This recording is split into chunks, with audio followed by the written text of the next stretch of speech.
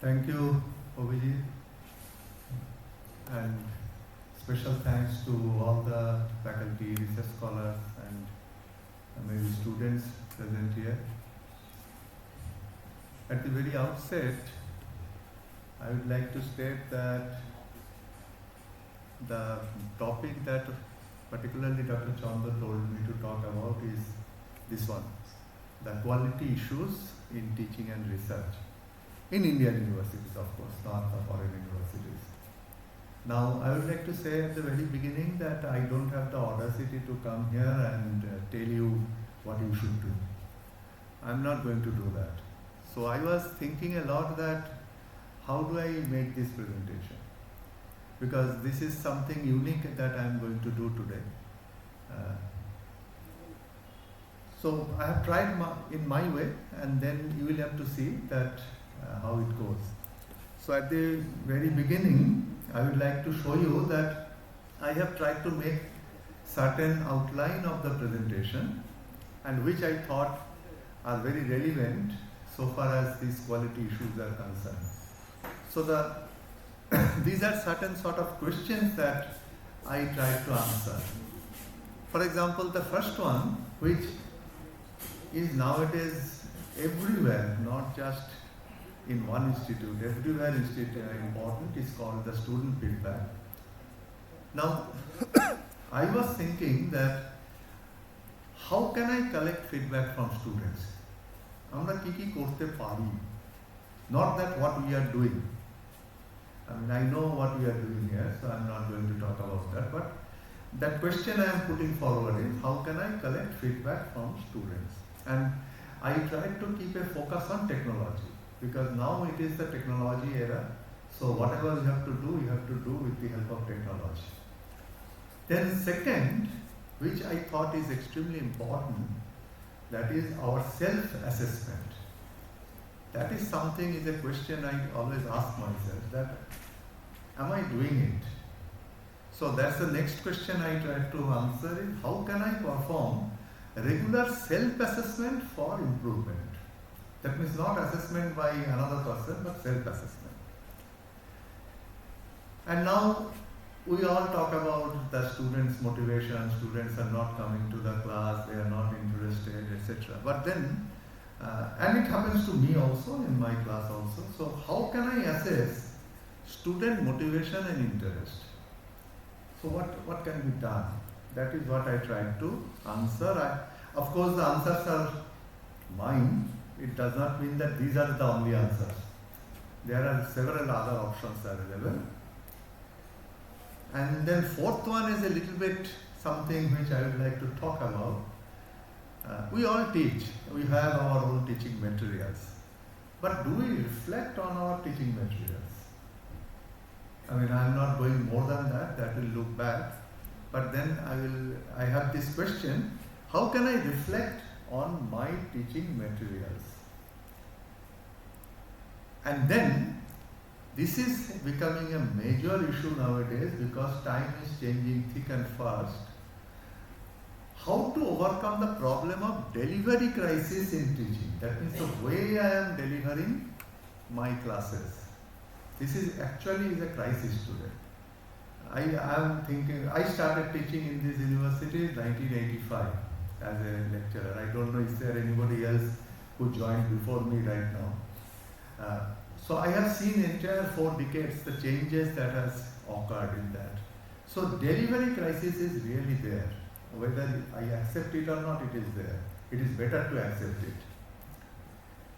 And then slightly changing to, I mean, as you can see, 5 questions I have put forward on teaching, because I thought I would to put more weightage on teaching. But then 2 questions I have put on research. The most important question is, of course, the quantity versus the quality. That is the burning question everywhere people discuss. And the last question that I tried to put forward is that in our university, even today morning when I was discussing with my former research scholars, now they are my colleagues, is the fund crunch.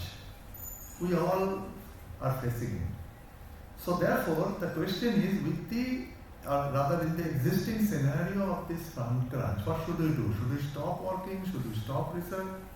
Or is there any other way of doing something? Or simply blaming somebody that they are not giving us funds? So there are all these questions, 7 questions only I have decided. I will not discuss anything else. There are of course other issues, but I am not going into that. I am not touching ranking, benchmarking, nothing I am going to touch upon. So I start with the most burning issue and a very debatable issue, how to do it, this and that is student feedback.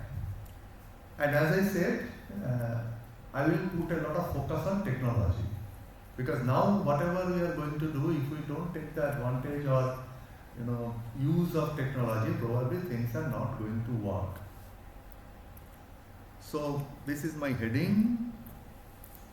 So the first point I have divided into every topic I have divided into some 3-4 subtopics. So first one is technology enhanced and real-time feedback. That means it's not that 6 whole semester I have taught and then in the end I have given a paper and then answered these 6 questions. Throw away those technology, those systems. That doesn't work today. As simple as that. There is a loose connection. I strongly believe that those things doesn't work in today's atmosphere. So now, I was not only talking to somebody, I was going through the net and I was going through other universities, major universities of the world, that what is going on there. So I found something that they are doing what is called real-time polling and also live question and answer through apps. Because nowadays, everything is apps. And the younger generation, they really love these apps. So if we can go into that direction, then probably they will participate. And we can ask that, do we have to develop these apps? Now, already some apps are there. People can use it, or sometimes probably those apps have to be subscribed. So for example, I have given a name of the 2 apps which I found other places people are using. One is called Top Hat, the other is called Poll Everywhere. Poll Everywhere, that means wherever I can use it, just simply a mobile app. So what I found some people are doing, that I am teaching today itself, and in the middle of the class, with these apps, I put forward a question to the students, that on a scale of 1 to 5, how well did I explain this concept? During the class itself I am asking. And I am asking just simply through the app, that you reply through the app. And then I see that what the students are replying. So that's I found one way where this is being collected. Then another, of course they have given this name, very interesting name, that is called Muddiest Point Poll. That is again done with these apps, that is real-time polling and all that. So what the teacher is doing, he is using this sort of poll and asking the students that actually on what aspect of my teaching you are most confused. So give this feedback through this poll. And I can see how many students are confused about this, how many students are confused about this. And immediately I am getting a feedback that exactly how my teaching is going on. And these are all real time happening. These are not, as I said, after the end of the semester. Then something called micro-feedback. That means, what is your main takeaway from this week? Again I am asking, maybe after 3 classes in a week. Or, just the question is reversed, what is your sticking point? That means what you didn't understand in this week, whatever I have taught, what you have not understand. And everything will happen through the, as I said, technology enhanced. Nothing is on the paper or anything. And please note here that here we are not asking any sort of a judgment.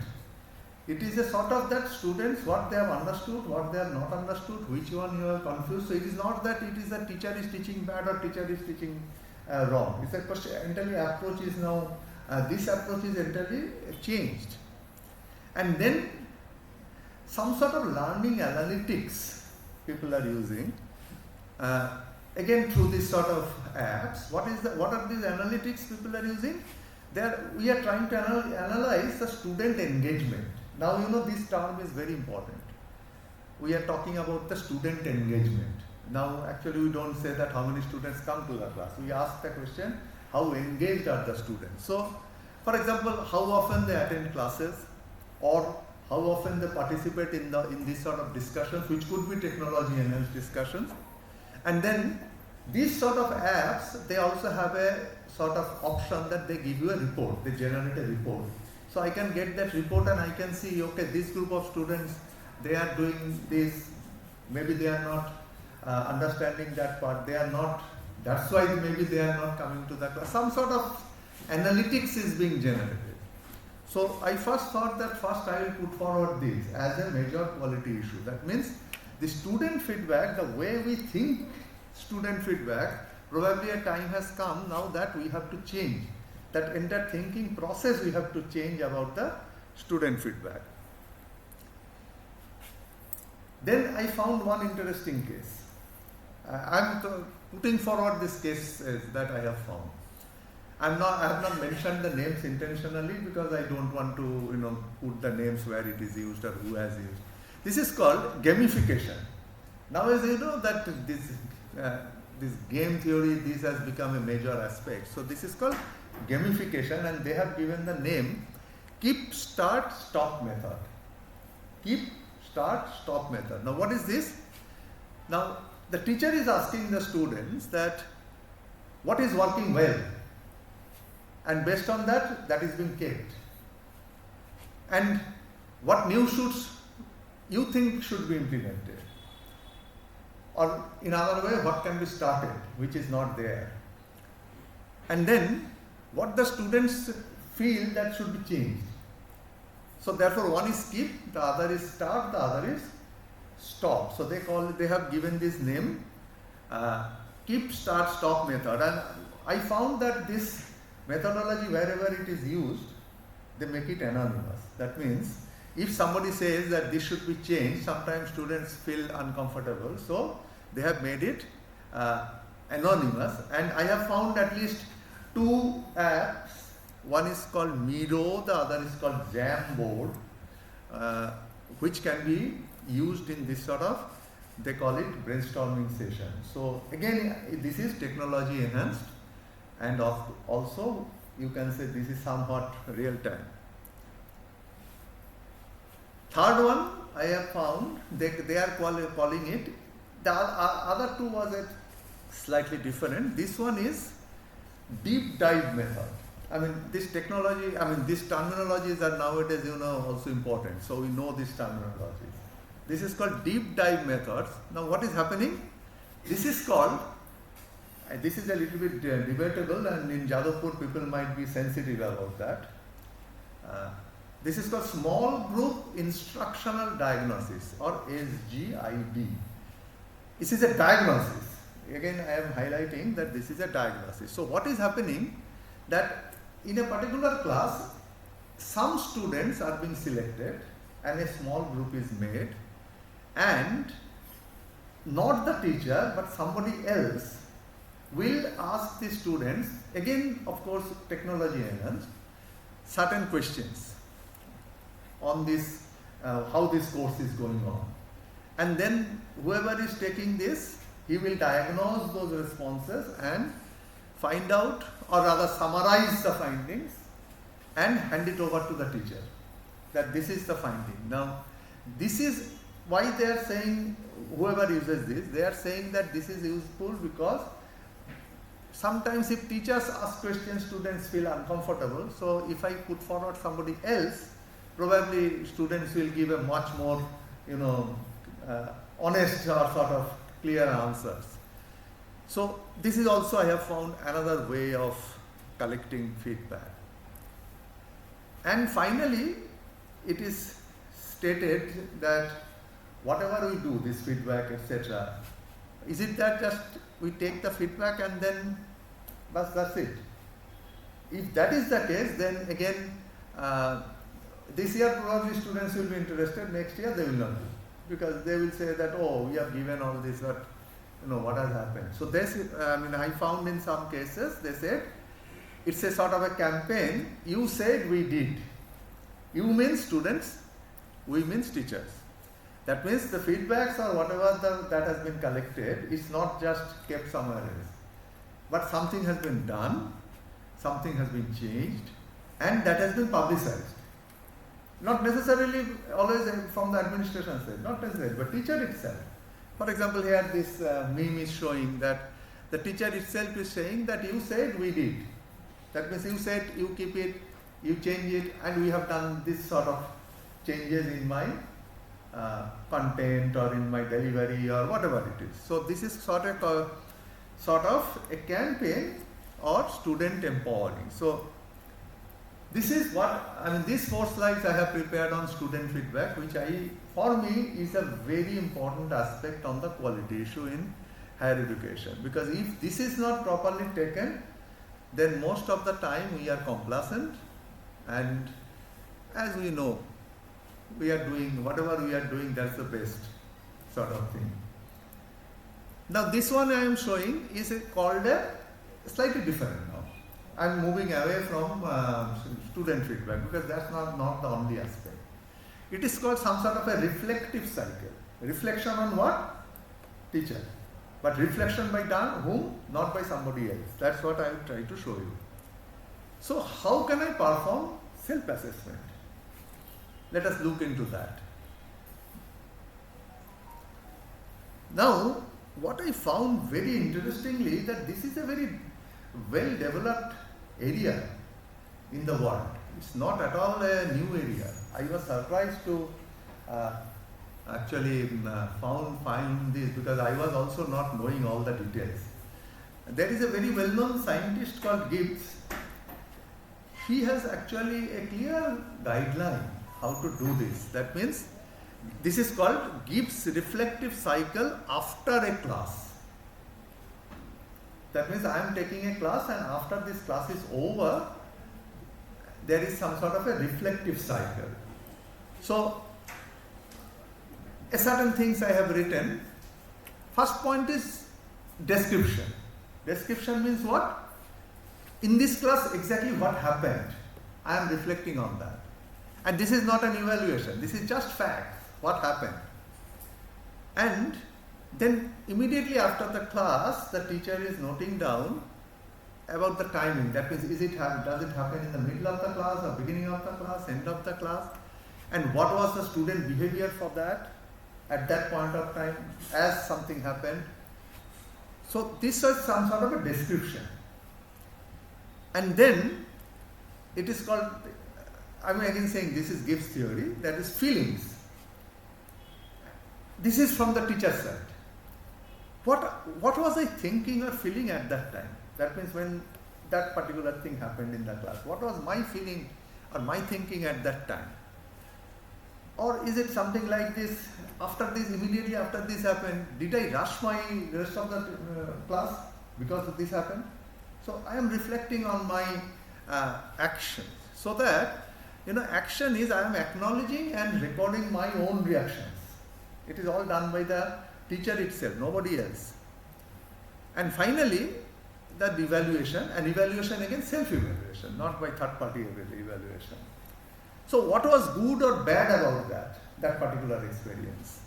Say for example, it was said the good means that the opening review question worked well.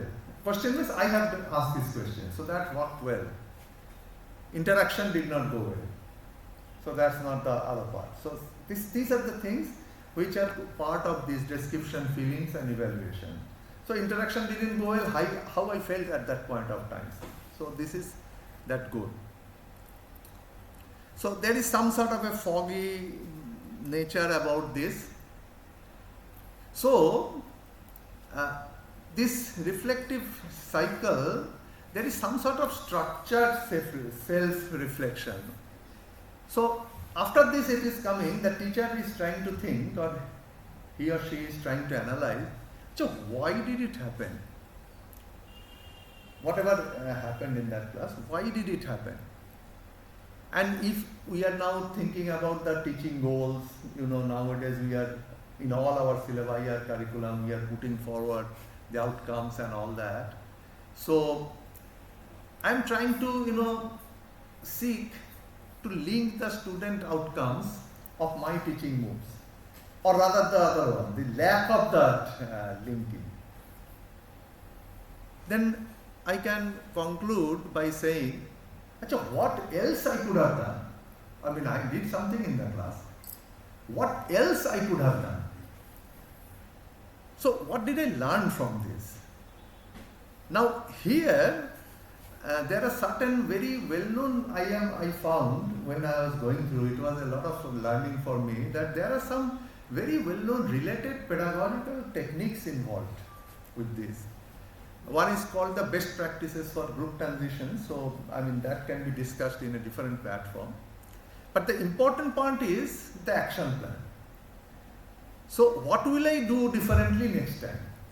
Based on this, what has happened and what are my experiences? What will I do differently next time? So, this is called micro goal setting. That means not a very big goal. This particular class, something happened, this was my feeling, etc. And then I set a sort of a micro goal that next time there will be a measurable change in my lesson. I will do that. It is a self-assessment. So that was the sort of a concept proposed by this particular scientist. Then leveraging student data. Of course, I already told you about that muddiest point poll, that I can ask the students about in which part they didn't understand, what was confused. So if I do it, say after a certain frequency, it might so happen that certain things I may find that coming repeatedly in this analysis. That means I am doing something which is not proper or not going well with the students. So that means I have to do something there. This is again self-assessment. Nobody else is doing. For example, I can find out that whatever explanation I am giving, the students are saying that the explanation they could not follow. So that means I may have to change my explanation methodology, or the way I am putting forward to the two students. Then second one is, I mean, these names you forget about, but the name is minute ticket. In every class, after this class, the students have to answer simple question like, write 2 most important things you learned today. But that's all. So, if you find, or if I find that the students are writing this carefully, that means my class went well and students have listened to that. And what we can do, I can do it in if it is not in every class, every 2 classes or something like that, I can do that. And then I can find out that if a large percentage of students are stating something about this class or whatever the way I am taking the class, I have to really think about it, because we have to understand that it is not going well with the students. And another thing was done in many cases, that after the exams, a certain analytics are taken. That means nowadays, even, I mean, I don't know, but still it is part of our question paper setting that which question is which PO and all these sort of things are CO, right? Sorry, CO, it is there.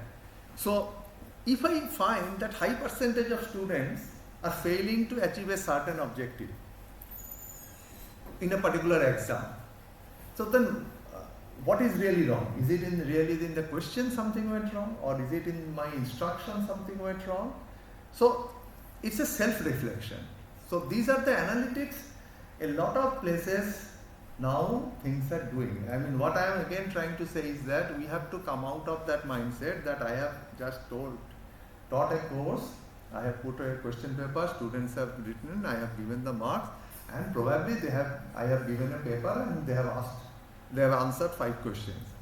That module is changing very, very fastly, very, very fast in the bigger scenario. This is something interesting I have found. What is being recommended is that take a video of your own teaching. Maybe the student can take a video. Or not a whole thing, 20 minutes, 15 minutes. And then the suggestion is that mute the sound and just observe the video. I am observing my video. What I am observing? My own body language, my own movement in the class, how am I engaging the different parts of the that particular class, or I am only engaging to one particular group of students. So I am observing my own video. Second part, they are saying that now don't look at the video, just hear the audio. Now why? Because just to see that what is the clarity of my audio, what is my vocal pacing, how am I pacing my delivery. And of course, sometimes, when we give a gap, we use some filler words. These filler words are really good or not, appropriate or not. So just forget about video, only hear the audio and just think what I am doing. So this is another, very often, it's quite true that I don't engage the whole room. I engage only part of the students due to so many reasons. Or sometimes I rush through something, or sometimes I go very slowly about something. So this is another way of thing that is also being done. And there are certain self-assessment tools which very well-known institutes are now using. Again, I am saying these are self-assessment tools. For example, University of Michigan, they are using a tool which they have developed. They have named it inclusive pedagogy. If you are interested, you can go to these universities and see. Very well-known universities, CMU, the Carnegie Mellon, they have developed a technique which is called teaching self-assessment rubric. So we can see how they are doing it. Columbia University, they have developed inclusive teaching self-assessment. So you can see that there is a lot of initiative in this direction going on. So therefore, my question is, when we are saying that we are the very well-known institute, the very topmost institute of the country, we have to think that whether we also have to go in this direction, or whatever we are doing, that is the only thing best possible. So that's what my suggestion. So what I am giving is all the things that are happening already. These are in place. And then of course now the students' interest. Nowadays we all blame students' interest. So this is just a photograph which we all are facing nowadays. So how can I assess student motivation or interest? Again, it is assessment. As a teacher, how can I assess? So, semi-formal assessment and formal assessment. There are two ways I have found. The semi-formal assessment, the strategy is something like this, that it's a mid-semester survey after maybe 6 weeks or maybe like that. So I do this survey, I am asking the students, and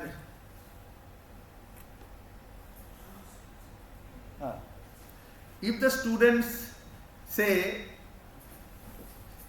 this cable is loose.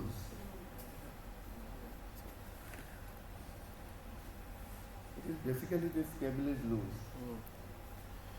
See, if the students in the survey, and if after the survey the analytics show that students are saying that I find the lecture topics to be interesting. So that is one way of finding it. And then through the questions, if I find that the students are saying, I see this value for my future career. So that means these things are going, these particular modules or these particular topics are going well with the students. So that's the one way of strategy. Then there is something in the pedagogical style. They are saying that what you have to gauge from the students is, one is called the intrinsic value. What is it? It is the inherent interest or maybe also the enjoyment a student finds in that subject matter. That means whatever I am teaching. That is called the intrinsic value. And there is also an extrinsic value. What is this extrinsic value? Which is the perceived. That means the student perceives some usefulness or relevance of that particular subject for achieving his or her external goals. That means career goals and future goals like that.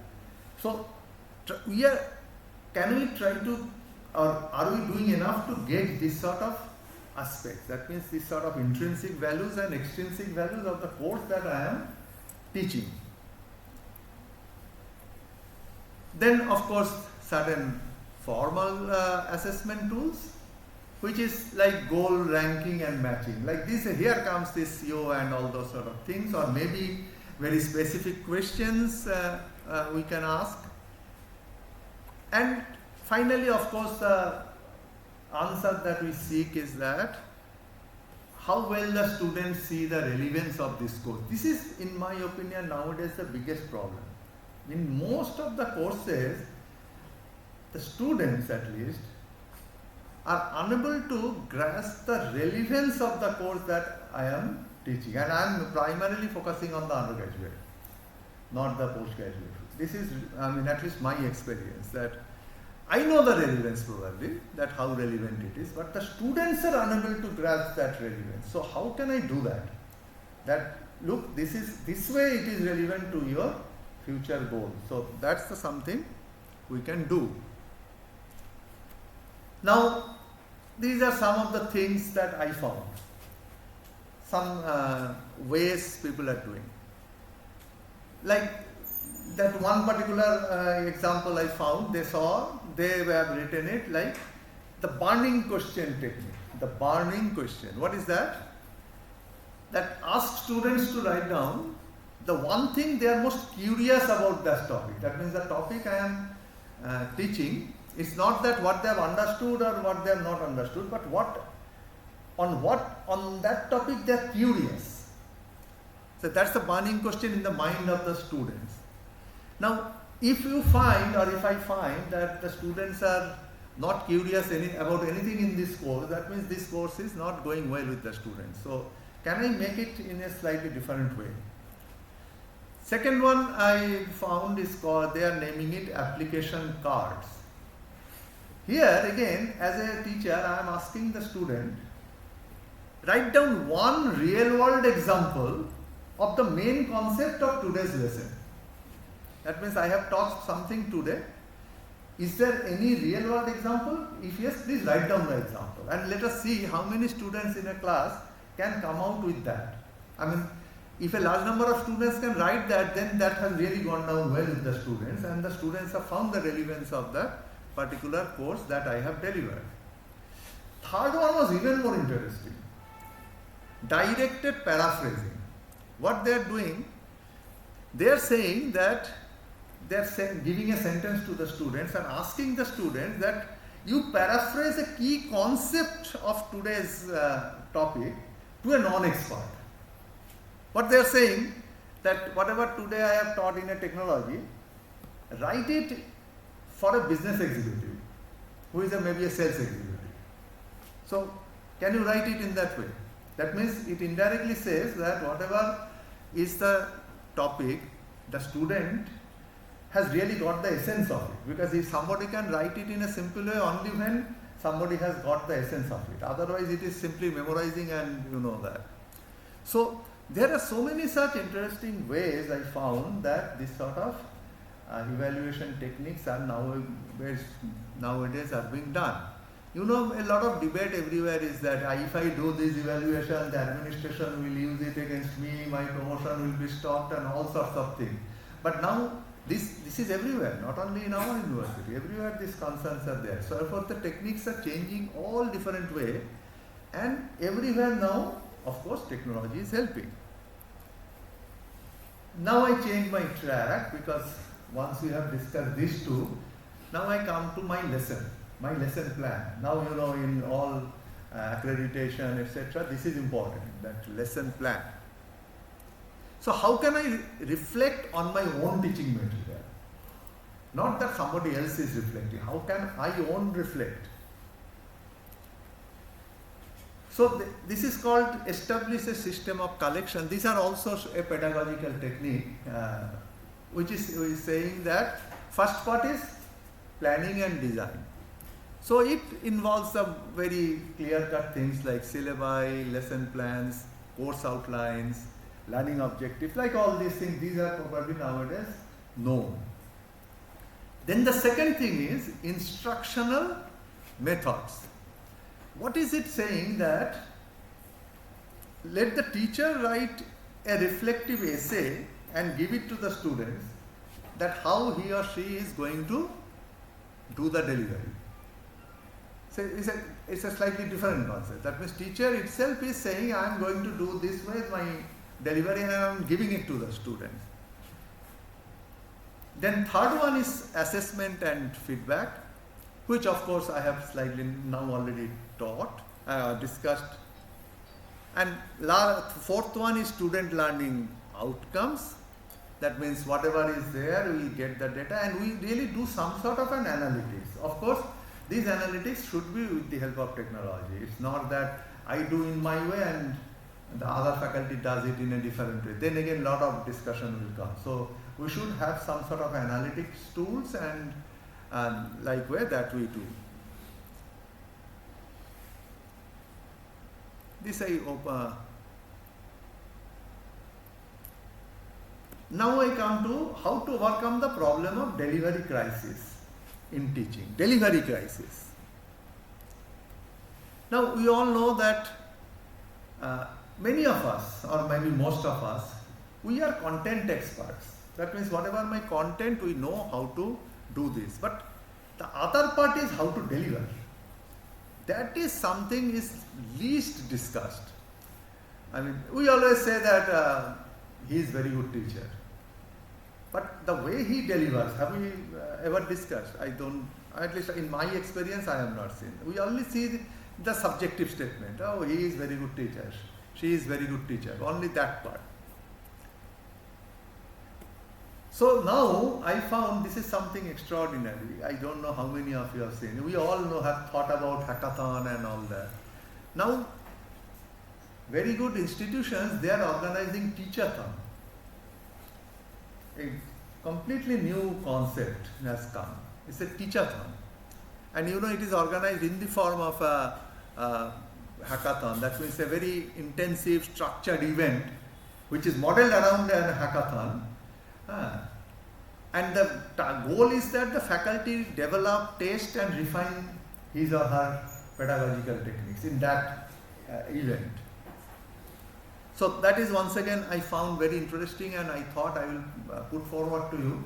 You can find out more material on that nowadays, because I have found out from the, of course, internet I found out, but you can also find out more, because these concepts I found very, very new.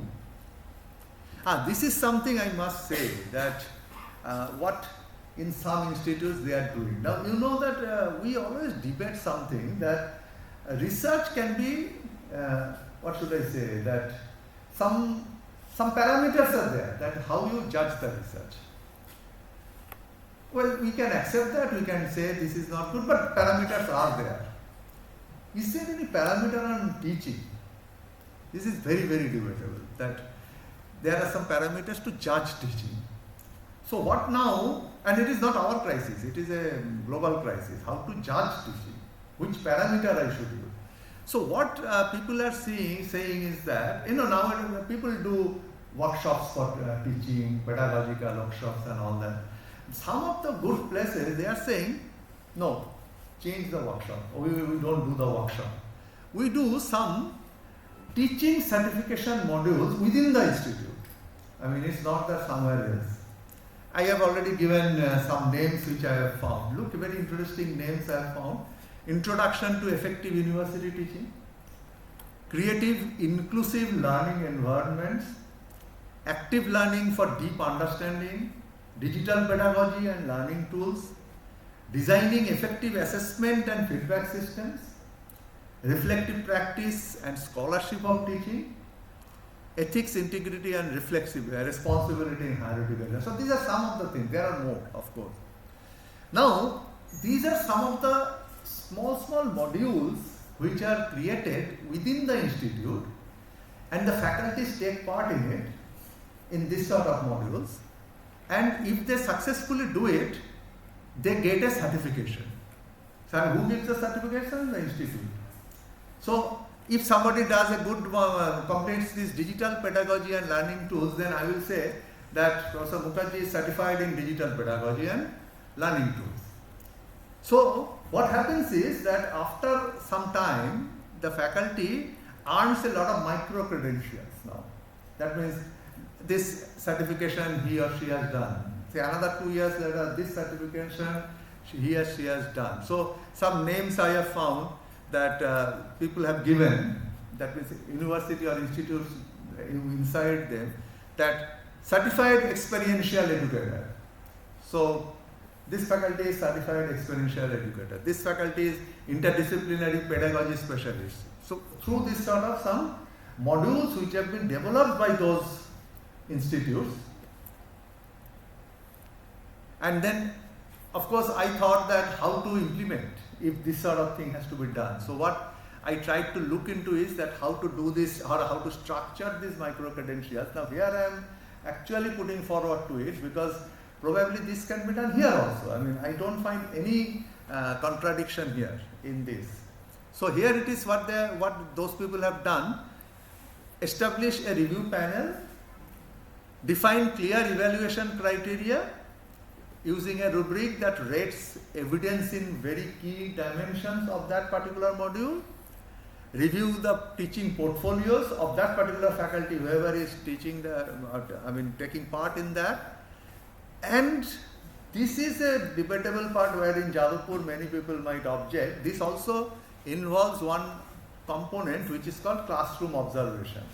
That means it is being observed how the faculty is doing that particular thing in the classroom.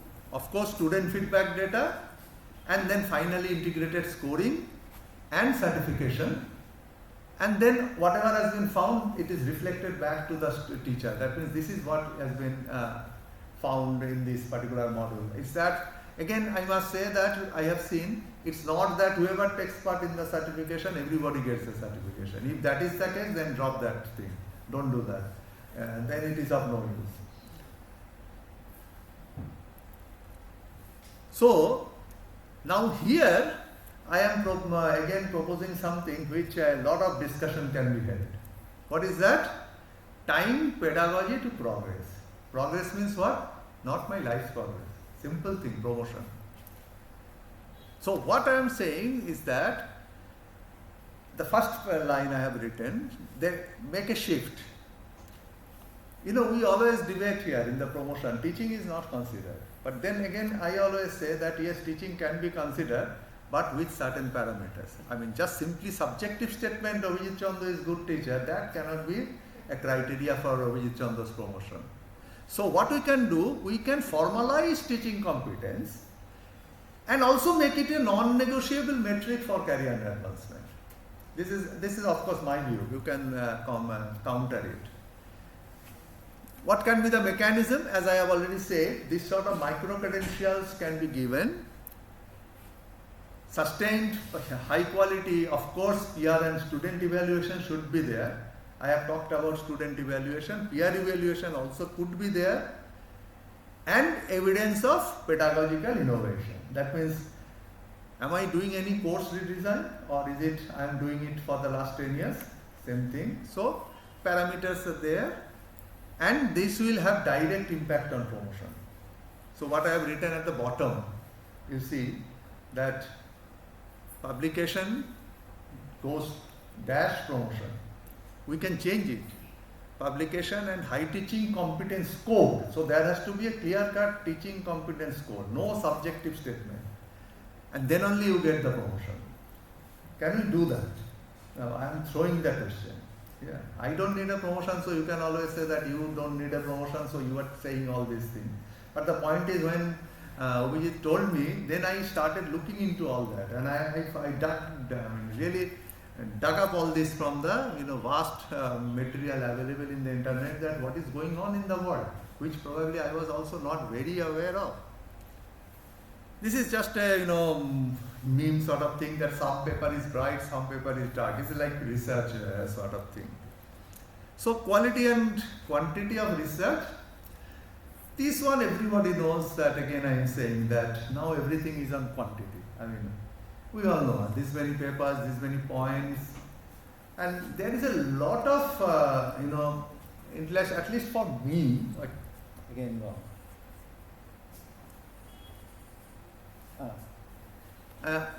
this point system, because at least in one forum I was involved, I found there is a very big misconception about this point system. And well, you can always counter me, but I have a very clear view about it. This point system, that means for this promotion I have to have this sort of point. This is only eligibility criteria. That means if you have 60 points, you are eligible to become associate professor from assistant professor. What has been done in India today is that this has become the promotional criteria, and that has made all the difference. The idea with which this point system was started was this becomes an eligibility criteria, and then there will be evaluation committee, etc. They will judge and give the promotion. Now what has happened? You know what has happened, so I am not going into that part. So, and what has happened is now only how do I earn that point. So, and this is something. But here is something I am proposing. I mean, this you can again say that my big thinking or small thinking or very narrow thinking, whatever you can say. From count to composite score. This is what I am proposing. What is this? The composite score will calculate, but there will be some weighted components. So what will be that weighted component? First point I thought is the societal impact. So measures the benefit and application of whatever research I am doing. Is it at all any benefit to the general public or any particular community? Has it influenced any policy? Has it influenced any community anywhere? So there has to be some sort of a documented benefit. Documented benefit, again I am highlighting. It's again no subjective. Yes, somebody has been benefited. Not such sort of thing. Second, since I am a technology teacher, so for me it is more important, industry adoption. Well, everything will not be adopted by industry, but still, is there any measure of successful utilization of my industry in any, I am saying now not industry sector, any practical sector? Is there any document for that? So that can be second key component of the weighted this sort of score. And third one, now here I have a very strong view, I mean my view, that is the citation quality. Now what I am proposing, again I am saying these are my proposal, everybody can tomorrow jump onto me and whatever, but as at the age of 63 I don't mind. So this is I call a Jadavpur H index, a J index or whatever. What will be that? It will all eliminate all citation from all those predatory journals and everything. That is citations only from the good high quality journals, and there will be some index. And our faculty's promotion will be related to that teaching composite score and this citation. Can we do that? Now, again I am saying that there will be big hue and cry if I say that this should be done. And last point is the funding. See, now what we are seeing in our university, I don't have to say, we are resource crunched. And we are always blaming, this government doesn't give, that government doesn't give. But have you ever noticed that in those statements, at least I feel aware, the government doesn't give. Yes, government has some social responsibility to support education, etc. These views are all well said and done. But that term is always there, that government gives. But I am telling you in this scenario also. When Abhijit called me yesterday, I was sitting in the project grant stage 2 evaluation meeting of ANRF, which is the new body that has come up in India. So ANRF has this advanced research grant, which is a big, good amount of grant they are giving to the individual faculties, not to institutions. So these project proposals are, evaluated in two parts, stage 1 and stage 2. And since I am a member of that committee, so yesterday and Monday and Tuesday was the stage 2 evaluation meeting of EEC, means Electrical Electronics Computer. The number of projects that has been submitted in this EEC is mind-boggling. If we add these three, only in electrical it was something around 479, and so computer and everything summed together it was over 2000. It's a huge job it was, but anyway, it has to be done, but that's different part. What I am saying is that yesterday was the stage 2, that means the final sort of selection was going on, so all the shortlisting and this and that, and I was sitting in the electrical group, and we were dealing with 147 project proposals, not a single proposal from Jadavpur University. This is a fund given by government, not by industry, not by private. But in this 147 which were there in the final selection procedure, of course ultimately 25 or 30 will be granted because it is so competitive. But in this 147 I find not a single proposal from Jadavpur University. That's what I want to tell you today. So it is easy always to blame, that they are not giving, those are not giving. But there is another side we see when we see in those committees, and people ask me, because it so happened I was the chairman of the committee. So they asked me, the other people, it is very strange, there is nothing from Jadavpur University. So I have to find an answer and, dodge past this question like that. But these are the realities I am showing you. So what I thought is that, see, in my career also we faced, I still remember the days, I don't know here anybody is there, I joined in 1985, so 1985 to 95, these 10 years, we know what was the situation. There was absolutely no fund, everything. But then should we stop working? That is what the question is. So now when I reflect back, what I found, what I did, and then when I look into it is formalized pedagogical techniques, I find this. What is called now, there is a very established branch of pedagogical technique called frugal innovation. Now frugal meaning you already know that, which requires less money. That is the dictionary meaning. But it has a broader meaning in our innovation scenario. What is it saying is that let us identify some real world problems. But this real world problem will not drop from apple like Newton. So we have to get in touch with some communities, some industries, some NGOs, to get some problem which this community needs or the industry needs, which needs to be solved. But as you know, we don't have all the funds, so can we find out some way out using low cost materials or low cost resources? Here our innovation actually comes. And then, this is the important part, that if it is a complex problem, if I just go and target the entire complex problem, probably I won't solve it. So can I break down this complex problem into 3 less complex problems and then solve these 3 separately? Is it possible? Can I do it? Again, it is my own innovation. And then, if possible, let us use the local expertise. Now you tell me, we always talk about collaboration, but whenever I talk about collaboration, we talk about collaboration with IIT, we talk about collaboration with Tata Steel. How many times we collaborate among our own departments? At least in my experience, 40 years I am teaching, I have seen only handful of examples that we are collaborating between our departments. So there are a lot of this sort of things which we can do, which doesn't need money. It's a completely different mindset if we require that. I'm forgetting about this sort of thing because it might take a lot of time. That if I think those who are in the pedagogy a little bit think about, there is something called design thinking now. So there are very well-known methodologies.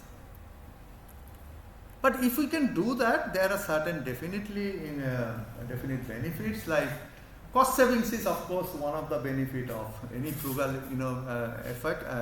initiative. But the other initiative is it gives solution to some real world problems. This is one very important aspect, and of course it enhances the creativity, because we are doing it in a completely different sort of a framework, like breaking down a complex problem into multiple relatively lesser complex problems, then using a locally available material or a low-cost material or a different methodology. And finally, if we can do that, probably we can also involve our students. So the student engagement can also increase, because I have seen that if a student finds that a problem is directly related to something which they can also see clearly, the student engagement increases. So therefore I conclude, I don't want to say anything more, but I really love this particular quote. Of course, Aristotle didn't say it in English, but what Aristotle said in 300 BC is still valid today. So Aristotle said, excellence is never an accident. It is always the result of three things: high intention, I want to do something good; sincere effort, doesn't need any explanation; and intelligent execution.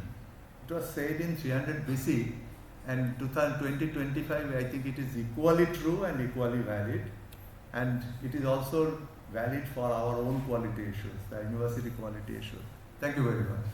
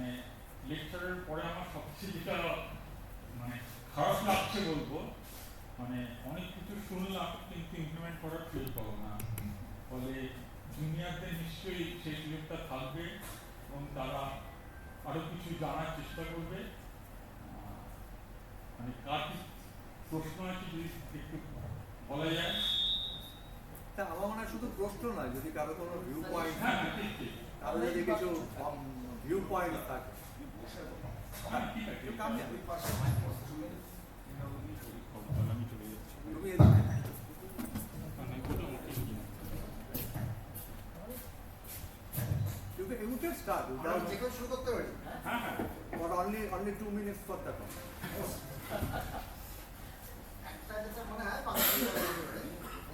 Pedagogy, subject knowledge and research. Researcher একটা যেটা একটু distinctly বললেন যে metrics আছে, এটা দিয়ে আমরা assess করি, that is right or wrong, that's causal chain.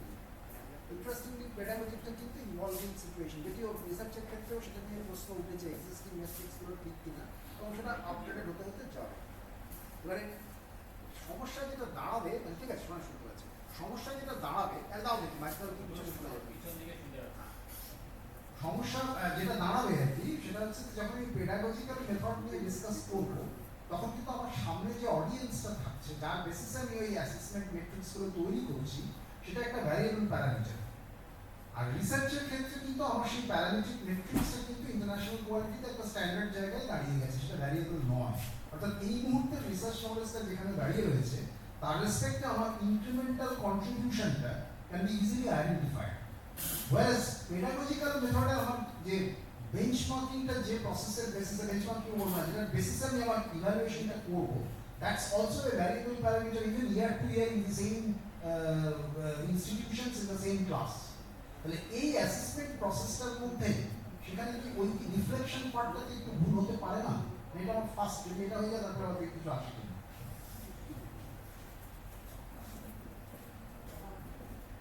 কোশ্চেনগুলো কি আগে নিয়ে নিলে সুবিধা হবে? না, এক এক করে মাইকটা দাও স্যার কাছে এই মাইকও চলছে সুইচটা দিই। আচ্ছা এই ঘরে আর কি কি চলে না? মানে অন্যগুলো এসিটা একটুখানি এ করে অন্যগুলো একটু চললে ভালো হয়। এসি বাড়াবো? এসি একটুখানি টেম্পারেচারটা বাড়িয়ে দিই, অনেকেই ঠান্ডায় কাঁপছে, এবারে 18 আছে তো ওটা একটু 23-24 করলে তো ভালো সুবিধা হয়। আমার যেটা মনে হয়েছে আমি যখন এটা তৈরি করছিলাম, আমারও তো আমিও এখানে 40 বছর পড়িয়েছি, ফলে যে প্রশ্নটা সুদীপ্ত তুমি করছো, কিন্তু আমার মনে হয়েছে যেটা আমি বলার চেষ্টা করেছি, এটা হয়তো আমার এখন তোমার প্রশ্নটা থেকে মনে হচ্ছে বোধহয় আমি ঠিক করে বলতে পারিনি। কারণ তুমি খেয়াল করে দেখবে এখানে কিন্তু ওইভাবে প্যারামিটারগুলো ছিল না। প্যারামিটারগুলোতে আমি প্রথম বলেছিলাম যে স্টুডেন্ট ফিডব্যাকটা আমি কীভাবে কালেক্ট করব, অর্থাৎ পুরোনো পদ্ধতির থেকে আমাকে বেরিয়ে এসে অন্যভাবে কালেক্ট করব, এবং সেইখান থেকে আমি একটা সেলফ অ্যাসেসমেন্টের দিকে যাব। হ্যাঁ, এবং সেইখানে যে প্রশ্নগুলো আমি মূলত তুলে ধরেছিলাম সেগুলো হচ্ছে যে একজন স্টুডেন্ট বলবে যে কোন জায়গাটা সে বুঝতে পারেনি, কোনটা তার কাছে ভালো লেগেছে, কোনটাতে সে কিউরিয়াস। এই প্যারামিটার ইয়ার টু ইয়ার ভ্যারি করার কথা নয়, এটা হচ্ছে স্টুডেন্টদের মধ্যে একটা জেনারেলাইজড প্যারামিটার বলেই আমার মনে হয়েছে। যে জায়গাটা পরে আমি বলার চেষ্টা করেছি যে যদি আমি একটা ফ্রেমওয়ার্কে আনতে পারি, যেটাকে আমি মাইক্রো ক্রেডেনশিয়ালস বলছিলাম, যে ছোট ছোট কিছু জিনিস কংক্রিট কিছু প্যারামিটারের ভিত্তিতে একজন টিচারকে আমরা একটা কোনো সার্টিফিকেশন বা কোনো মাইক্রো ক্রেডেনশিয়াল দেব, এবং সেখানে তো প্যারামিটার আমরা ঠিক করতেই হবে। আজকে ওয়েল এস্টাবলিশড যে প্যারামিটার, যেটা 10 বছর হয়ে গেছে, সেখানেও মানুষ প্রশ্ন করছে যে এটা ঠিক না। তো সুতরাং আমি যে প্যারামিটারই করি সেটাই সঠিক প্যারামিটার, এটা কোনোদিনই বলা যায় না। আমাদের সেই প্যারামিটারগুলো একটা ঠিক করে দেখতে হবে, দেখে আমাদের ইমপ্লিমেন্ট করতে হবে। আমাদের একটা সমস্যা আমি এখানে দেখেছি, যা কিছু করতে গেলে প্রথমেই হচ্ছে প্রথম 10টা প্রশ্ন, যে এই 10টা প্রশ্নের জন্য না উত্তর না পেলে এটা চালু করা যায় না, তাহলে কোনোদিন চালু হয় না। আমাকে জিনিসটা চালু করতে হবে, চালু করে দেখতে হবে জিনিসটা কতটা সফল হলো, কোনটা সফল হলো, কোন জায়গাটা সফল হলো।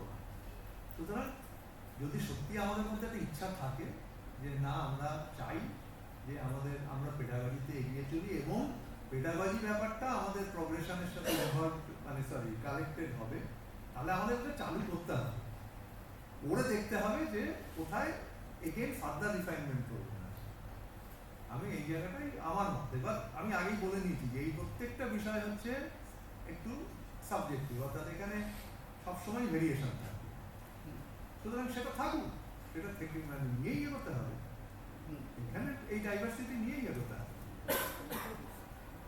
আর এটা তো বেসিক্যালি ফার্স্ট ড্রাফট, এটা আলোচনা শুরু, এরপর আমাদের ফিডব্যাক দিয়েই এটাকে সমৃদ্ধ করে তারপর ডিসিশনে যাবে। এটা নিয়ে তো কালকে আমরা ডিসিশনে যাবো না, একদম আমার প্রশ্নটা কিন্তু যাদবপুরের কনটেক্সটে ছিল না, general perspective of the pedagogy with respect to the students group, সেইটার একটা আমি উত্তর পেয়ে গেছি। হ্যাঁ, সেটাই আমি বলার চেষ্টা করছিলাম, যে আমি যেটা বলার চেষ্টা করেছিলাম একটু অন্যরকম, ইট ইজ নট ওই যে এই সাবজেক্টটা ভালো পড়ানো হয়েছে কিনা, এই কোর্স অবজেক্টিভগুলো ক্লিয়ার করা হয়েছে কিনা, আমি কিন্তু ঠিক এইভাবে জিনিসটা ফিডব্যাক চাইছিলাম না। আমি ফিডব্যাক চাইছি সম্পূর্ণ অন্যভাবে, এবং সেইটাকে তারপরে একটা অ্যানালিটিক্সের থ্রু দিয়ে আমরা বের করার চেষ্টা করবো যে আমার অবজেক্টিভটা আমি ফুলফিল করতে পেরেছি। ফ্রেমওয়ার্কটা এইখানেই টেকনোলজিটা আছে। কিছু আমি একটা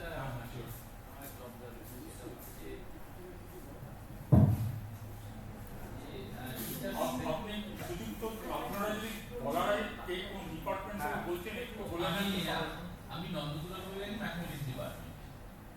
তো এই যে টিচার্স সেলফ ইভালুয়েশন বা স্টুডেন্টস ইভালুয়েশন, আমাদের যাদবপুর ইউনিভার্সিটিতে এটা তো ঘাটতি রয়েছে, পার্টিকুলারলি আমাদের সায়েন্স ফ্যাকাল্টি এবং আমার ডিপার্টমেন্টের কথা বলছি। তো সেখানে সাধারণত সেমিস্টার তো দূরের কথা, একমাত্র ফাইনাল সেমিস্টার স্টুডেন্টদের কাছ থেকে নেওয়া হচ্ছে। ফার্স্ট ইয়ার সেকেন্ড ইয়ার এরকম কোনো ব্যাপারই নয়, যেটা করা উচিত, এবং এখানে সেটাই বলা হচ্ছে। আমার প্রশ্নটা হচ্ছে যে স্যার এগুলো বললেন, যে পদ্ধতিগুলো বললেন, এবং যে ইউনিভার্সিটিতে এগুলো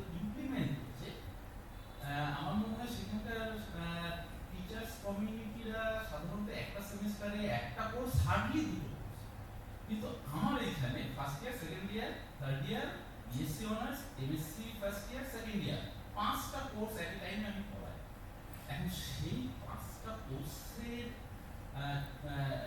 টিচার্স ইভ্যালুয়েশন মানে আমার ইভ্যালুয়েশন সেইটা বাস্তবত কতটা ফিজিবল আমার পক্ষে, আমার সেটা নিয়ে আমার একটু সমস্যা হচ্ছে যে এটা যদি আমি ইমপ্লিমেন্ট করতে চাই আমার ক্ষেত্রে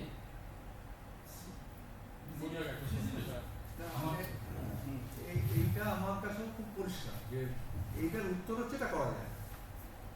ওরকম 5খানা কোর্স করালে 5টা কোর্সে এটা করা যায় না, একদম পরিষ্কার উত্তর। কিন্তু এটা বোধহয় করা যায় যে এই 5টার মধ্যে আমরা একটাকে অন্তত ভাবতে পারি যে যে কোর্সটা আমি নিজে মনে করছি এইটা খুবই মানে একটা ছাত্র ক্যারিয়ারের পক্ষে দরকারি একটা কোর্স করা, সেইটাকেই যদি আমি শুধু করি, বাকি 4টাকে না হয় আমি নাই করলাম, তাতেও কিন্তু কোনো অসুবিধা নেই। আমরা কিন্তু এই পদ্ধতিতেও এগোতেই পারি। এটা খুবই সত্যি কথা, তো আমাদের টিচিং লোক বেশি। হ্যাঁ,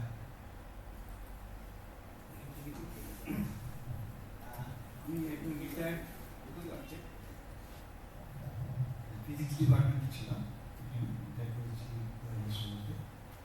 হ্যাঁ, আমার কথাটা হচ্ছে যে আপনি যেটা বললেন যে একটাতেই শুরু করবেন, কিন্তু আমার মনে হচ্ছিল আর কি শুনে সব কিছু, যদিও এখন সবাই ওরকম বলবে। আপনি যেটা বক্তব্য রাখার সময় বলেছেন যে প্রফেসর হয়ে গেছে, প্রমোশনের কোনো ব্যাপার নেই, সুতরাং আমারও রিটায়ার করে গেছি, সুতরাং আর কোনো ইয়ে নেই। কিন্তু আমার মনে হচ্ছে কথাগুলো শুনে যে আমি যে কোর্সটা পড়াচ্ছি সেইটার মধ্যে তো আমি ফিডব্যাক নিই, সেইটা ফিডব্যাক নিয়ে আমি কোর্সটাকে আবার আমি যে পড়াচ্ছি সেটা আমার একটা ফিউচারিস্টিক ভিউ রয়েছে, এবং সেই হিসেবে আমি সেক্টর ওয়াইজ ভাগ করে করে ওটা সেগমেন্ট ওয়াইজ পড়াচ্ছি। এবার পড়াতে গিয়ে স্বাভাবিক কারণে আমি যদি ফিডব্যাকটা নিতে থাকি তাহলে আমি প্রোগ্রেস করছি। এবার ইভ্যালুয়েশনের পার্টে আমার একটা প্রশ্ন আছে ছোট্ট, যে ইভ্যালুয়েশনটা কোথায় গিয়ে একদম এক্সট্রিমেন্টে হবে, সেমিস্টার এক্সট্রিমেন্টে হবে, না প্রথম দিকে হবে, মাঝামাঝি হবে, কোথায় হবে? এবং সেটা করলে সেটা মানে যে প্রোগ্রেস করছে তার তো স্কোপ আরও থাকবে প্রোগ্রেস করার, সেটা কোথায়? আমি যেটা বুঝেছি সেটা হচ্ছে যে ইভ্যালুয়েশনটা বোধহয় এটা দুটো ভাগে হচ্ছে, একটা মিড সেমিস্টার আমি যেটা বুঝেছি, আর একটা এন্ড সেমিস্টার। আর ইভ্যালুয়েশনটা দুটো ভাগে, একটা হচ্ছে কোর্স পেডাগজি, আর একটা হচ্ছে আমার যখন পরীক্ষাটা আমি নিলাম এবং সেটার সাথে কোর্স অবজেক্টিভের যে লিঙ্কিং, এই দুটো জায়গায় ইভ্যালুয়েশন হচ্ছে। এবং পরিবর্তন ইত্যাদি যেটা হবে সেটা কিন্তু ওই বছরে নয়, সেটা হচ্ছে আমি নেক্সট বারে যখন ওটা পড়াতে যাব তখন আমি কি কি পরিবর্তন ইনকর্পোরেট করছি। এইটা আমি যেটা বুঝেছি সেটা হচ্ছে মানে একটা জিনিস হচ্ছে আমি পড়াতেই চেঞ্জ করছি, এতটা ডাইনামিক্যালি আমি এই মুহূর্তে ভাবতে চেষ্টা করছি না। মানে আমি এই ফিডব্যাকগুলো পেলাম যে এই কোর্সটায় আমার এই জিনিস হলো, অর্থাৎ আমি আজকে যে কাজটা নিলাম সেটা আমি বুঝলাম এটা খুব ভালো যায়নি, কিন্তু সে ক্লাসটা তো আমি নিয়ে নিয়েছি, সেটাকে তো আমি আর আবার কালকে নেবো না। কিন্তু আমি এবার নেক্সট বার যখন এইটা ডেলিভার করবো তখন আমি যে যে চেঞ্জগুলো করবো সেটা এই ফিডব্যাকগুলোর ভিত্তিতে, তার জন্য আমি একটা বছর সময় পাবো। কিন্তু একটা জিনিস যখন আমি পড়াচ্ছি তখন তো একটা আমার চিন্তা থাকবে, তো সেই চিন্তায় যখন ওই জায়গাটায় যখন স্টুডেন্টরা বলবে এই জায়গাটায় ক্লারিফিকেশন হচ্ছে না বা কিছু, তখন ওই জিনিসটা যখন আমি এগোবো নেক্সট স্টেজ, মানে ওই সেমিস্টারের মধ্যেই আমি বলছি ওই সেমিস্টারে আমি তো ওটা ইমপ্রুভ করবো, ইমপ্রুভ করার কেন আমি তো স্টুডেন্টের জন্য রয়েছে, আমি ইমপ্রুভ করবো, ইমপ্রুভ করার ক্লাসে যাবো। আমার মনে হয়েছে কি সেটা আমি বলছি কি যেটা বলছিলেন তাতে আমার মনে হয় আরেকটা পার্ট কিন্তু আছে, যেটা সুদীপ্ততা উত্তরে স্যার বলছিলেন, ফিডব্যাক যে সময় যেভাবেই নিই না কেন it will be followed by an অ্যানালিসিসের জন্য একটা সময় লাগবে। সুতরাং পুরো জিনিসটা হয়তো ইন্টারমিডিয়েট সময় কেউ অ্যানালিসিস করতে পারলে হয়তো করবে, আরও কিছু টেকনিক থাকবে, আবার হয়তো শেষে গিয়ে একটা স্ট্রাকচার অ্যানালিসিস প্রসেসের মধ্যে ওটা ছোট ছোট দু একটা জিনিস সঙ্গে সঙ্গেই করা যাবে। যেমন আমি একটা জিনিস মানে বলার চেষ্টা করছিলাম যে ধরা যাক দেখা যাচ্ছে যে আমি একটু রাশ করছি আমার কাছে যদি এই ফিডব্যাকটা আসে সেটা কিন্তু আমি সেই রানিং সেমিস্টারেই চেষ্টা করতে পারি যে সেগুলো আমরা পারি।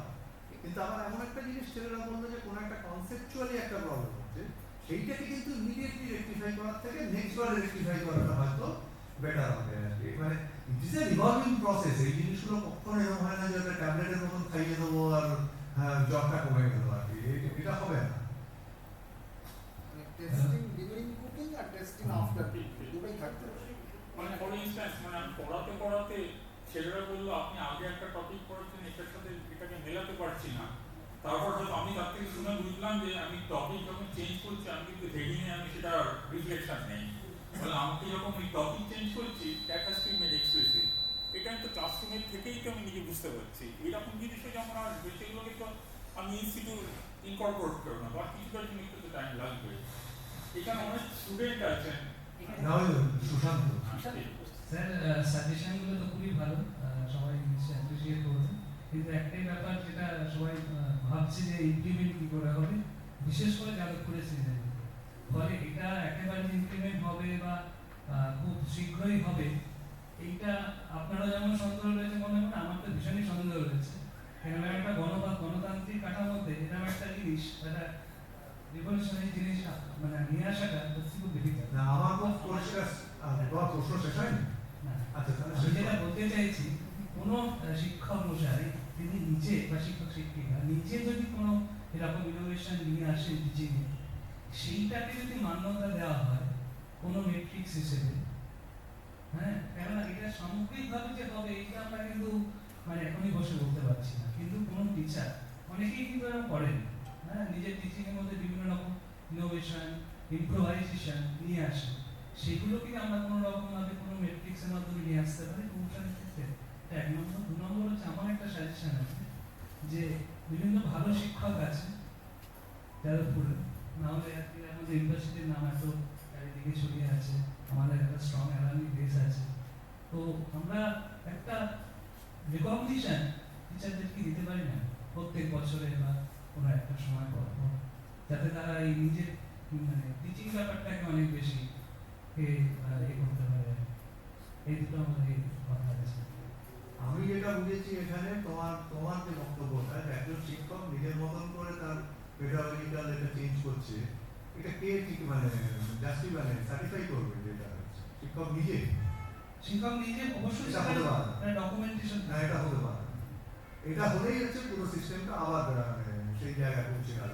এগুলো তো ফ্যাব্রিকেটেড, আমি পরিষ্কার নির্লজ্জের মন বলছি, ফ্যাব্রিকেটেড। একজন দুজন শিক্ষক ভালো তারা ঠিকঠাক করবে, আর 10 জন ফ্যাব্রিকেট করবে। সুতরাং there has to be very clear cut technologically enhanced মানে প্ল্যাটফর্ম যেখানে এটা প্রমাণিত হবে যে এই জিনিসটা হচ্ছে। সেটা সেইরকম প্ল্যাটফর্মে যদি কোনো শিক্ষক নিজের মতনও করে, সেটা তো বলছি মেট্রিক্স থাকবে তার। না মেট্রিক্স নয়, মেট্রিক্স নয়, আবার এইখানে আমি বিরোধিতা করছি। এটা মেট্রিক্স মানে কি? এটা সাম রুব্রিক্স, এই প্যারামিটারে 10-এর মধ্যে 8, এটা কে ঠিক করবে? শিক্ষক নিজে। তাহলে ফ্যাব্রিকেটেড হবে, ওইটাই হচ্ছে সাবজেক্টিভ, ওইখান থেকে বেরোতে হবে। There has to be a very clear technologically platform যেগুলো আজকে অ্যাভেলেবেল আছে, সেই রকম একটা প্ল্যাটফর্ম আমি ব্যবহার করেছি। সেই প্ল্যাটফর্মের থেকে ফাইনালি একটা অ্যানালিটিক্স হয়ে একটা রেজাল্ট, সেটাই বলতে চাই। সেইটা যদি করে তবেই হতে পারে, তবেই হতে পারে। কিন্তু সেটা আমি বলছি যে মানে একটা ইউনিফর্মে সবাই করছে না, সবাই নাও করুক, কিন্তু যদি 10 জন আমার ডিপার্টমেন্টে করে, সেই 10 জনের রিপোর্টটা নিয়ে তারা যদি ডিপার্টমেন্টে আলোচনা করে সেটাকে ফ্যাকাল্টি লেভেল নিয়ে আসে, আসুক না নিচ্ছে, দেখা যায় না কিভাবে নিচ্ছে সবাই, আনতে হবে তো। যে কোনো ইনোভেশন, আমি কিন্তু আবারও বলছি, ইনোভেশন জিনিসটা খুব গন্ডগোল। ইনোভেশনটাকে কিন্তু সবাই বাধা দেবে। নিউটনের সূত্র কিন্তু সর্বত্র মানে সঠিক, যে ওই স্থির বস্তু চিরকাল স্থির থাকতে চায়, আর চলমান বস্তু চলমান থাকতে চায়, যদি না কোনো বাইরে থেকে শক্তি আঘাত করে। সুতরাং আগে কাউকে একটা নিয়ে এসে ওইটাকে আঘাত করতে হবে, তবেই চেঞ্জ হবে, নাহলে হবে না। স্যার আমি ইংলিশে পড়াই, ইংলিশে বলতে হয়। আর্টসের ক্ষেত্রে অবশ্য অনেক কিছুই একটু ডিফারেন্ট হবে, এবং মানে প্রত্যেকজন যেটা বলছে সেটা আমার মতে সব থেকে আগে আসছে, মানে কতটা করা যাবে। আর আপনি যেটা পয়েন্ট আউট করলেন যে ফ্যাব্রিকেশন একটা খুব ইম্পর্টেন্ট একটা পার্ট এইসব ব্যাপারে। তো মানে আমি এখনো মানে আপনার পয়েন্টসগুলো দেখে আমি মাথায় ফিগার আউট করতে চেষ্টা করছি কেন ফিডব্যাক নেওয়াটা প্রায় বন্ধই হয়ে গেছে, প্রায় না, বেশ কয়েক বছর হলো আর নেওয়াই হয় না। তো ফিডব্যাক নিয়ে আমি যতটুকু আপনার থেকে বুঝলাম, মানে টেকনোলজিক্যালি অসম্ভব উইক, যে একটা প্ল্যাটফর্মে অ্যানোনিমাস ভাবে স্টুডেন্টসরা আপলোড করছে তাদের ফিডব্যাক। আপলোড ঠিক না, এগুলো না রিয়েল টাইম হয়, অর্থাৎ আপনি ক্লাস নিতে নিতে আর যাতে অ্যাপস গুলো তো আপনি জানেন, আপনি হয়তো ইউপিআই ব্যবহার করেন, এটা তো রিয়েল টাইমে ঘটছে, আপনি একটা জিনিস দিচ্ছেন সঙ্গে সঙ্গে ঘটছে। আপনার কাছে একটা অ্যাপ আছে, স্টুডেন্টরাও সেই অ্যাপ আছে, এবং সেই অ্যাপটা একটা এস্টাবলিশড অ্যাপ, অর্থাৎ এটা এমন নয় যে আমার খুশি মতো। আপনি সেই অ্যাপ ক্লাসটা নিজে নিতে বলে দাঁড়াও, আপনি এটা কোশ্চেন করবেন। আচ্ছা, কোশ্চেনটা খুব সিম্পল, মানে নট এ সাবজেক্ট। আপনি হয়তো বললেন এই আজকের এই ক্লাসটা তোমরা কোনটা বুঝেছো আর কোনটা বুঝোনি, ওই অ্যাপই তারা উত্তর দেবে। আচ্ছা, আপনার কাছে একটা অ্যানালিটিক্স চলে আসবে, ওকে, যে এই জায়গাগুলো স্টুডেন্টরা বোঝেনি, এই জায়গাগুলো স্টুডেন্টরা বুঝেছে। এখানে এটাও দরকার নেই যে কোন স্টুডেন্ট বুঝেছে কোন স্টুডেন্ট বোঝেনি, বাট আপনি একটা পার্সেন্টেজ পেলেন যে 30% স্টুডেন্ট এটা বুঝেছে, 30% এটা বুঝেনি ইত্যাদি। এবার আপনার কাছে একটা চিত্র পরিষ্কার হলো, আচ্ছা তাহলে আজকে আমার ক্লাসটা এরকম একটা করলো। এটা সেই ক্লাসে হতে পারে বা দুটো তিনটে ক্লাসের পরও হতে পারে, আপনার উপরে, এটা টিচারের উপরে ছেড়ে দেওয়া। এবার এইটা সেমিস্টারের পরে যদি এইরকম একটা টোটাল অ্যানালিটিক্স তৈরি হয় ওই অ্যাপের ভিত্তিতে, অর্থাৎ এটা এমন নয় যে আমি তৈরি করেছি, যে দেখা গেল 70% স্টুডেন্ট সবশেষে বললো যে এই কনসেপ্টগুলো আমরা বুঝতে পেরেছি, তাহলে তো একটা প্রমাণ হয় যে তাহলে এই কোর্সটা ভালো পড়ানো হচ্ছে।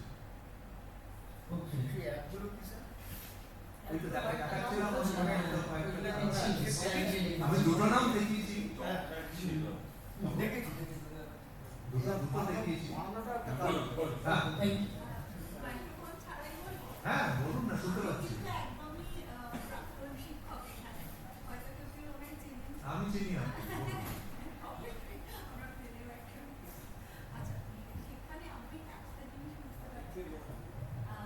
মানে একজন বক্তার বক্তব্যের সঙ্গে আমার পরিচয় নেই, সেটা মানে আমার ঘাটতি।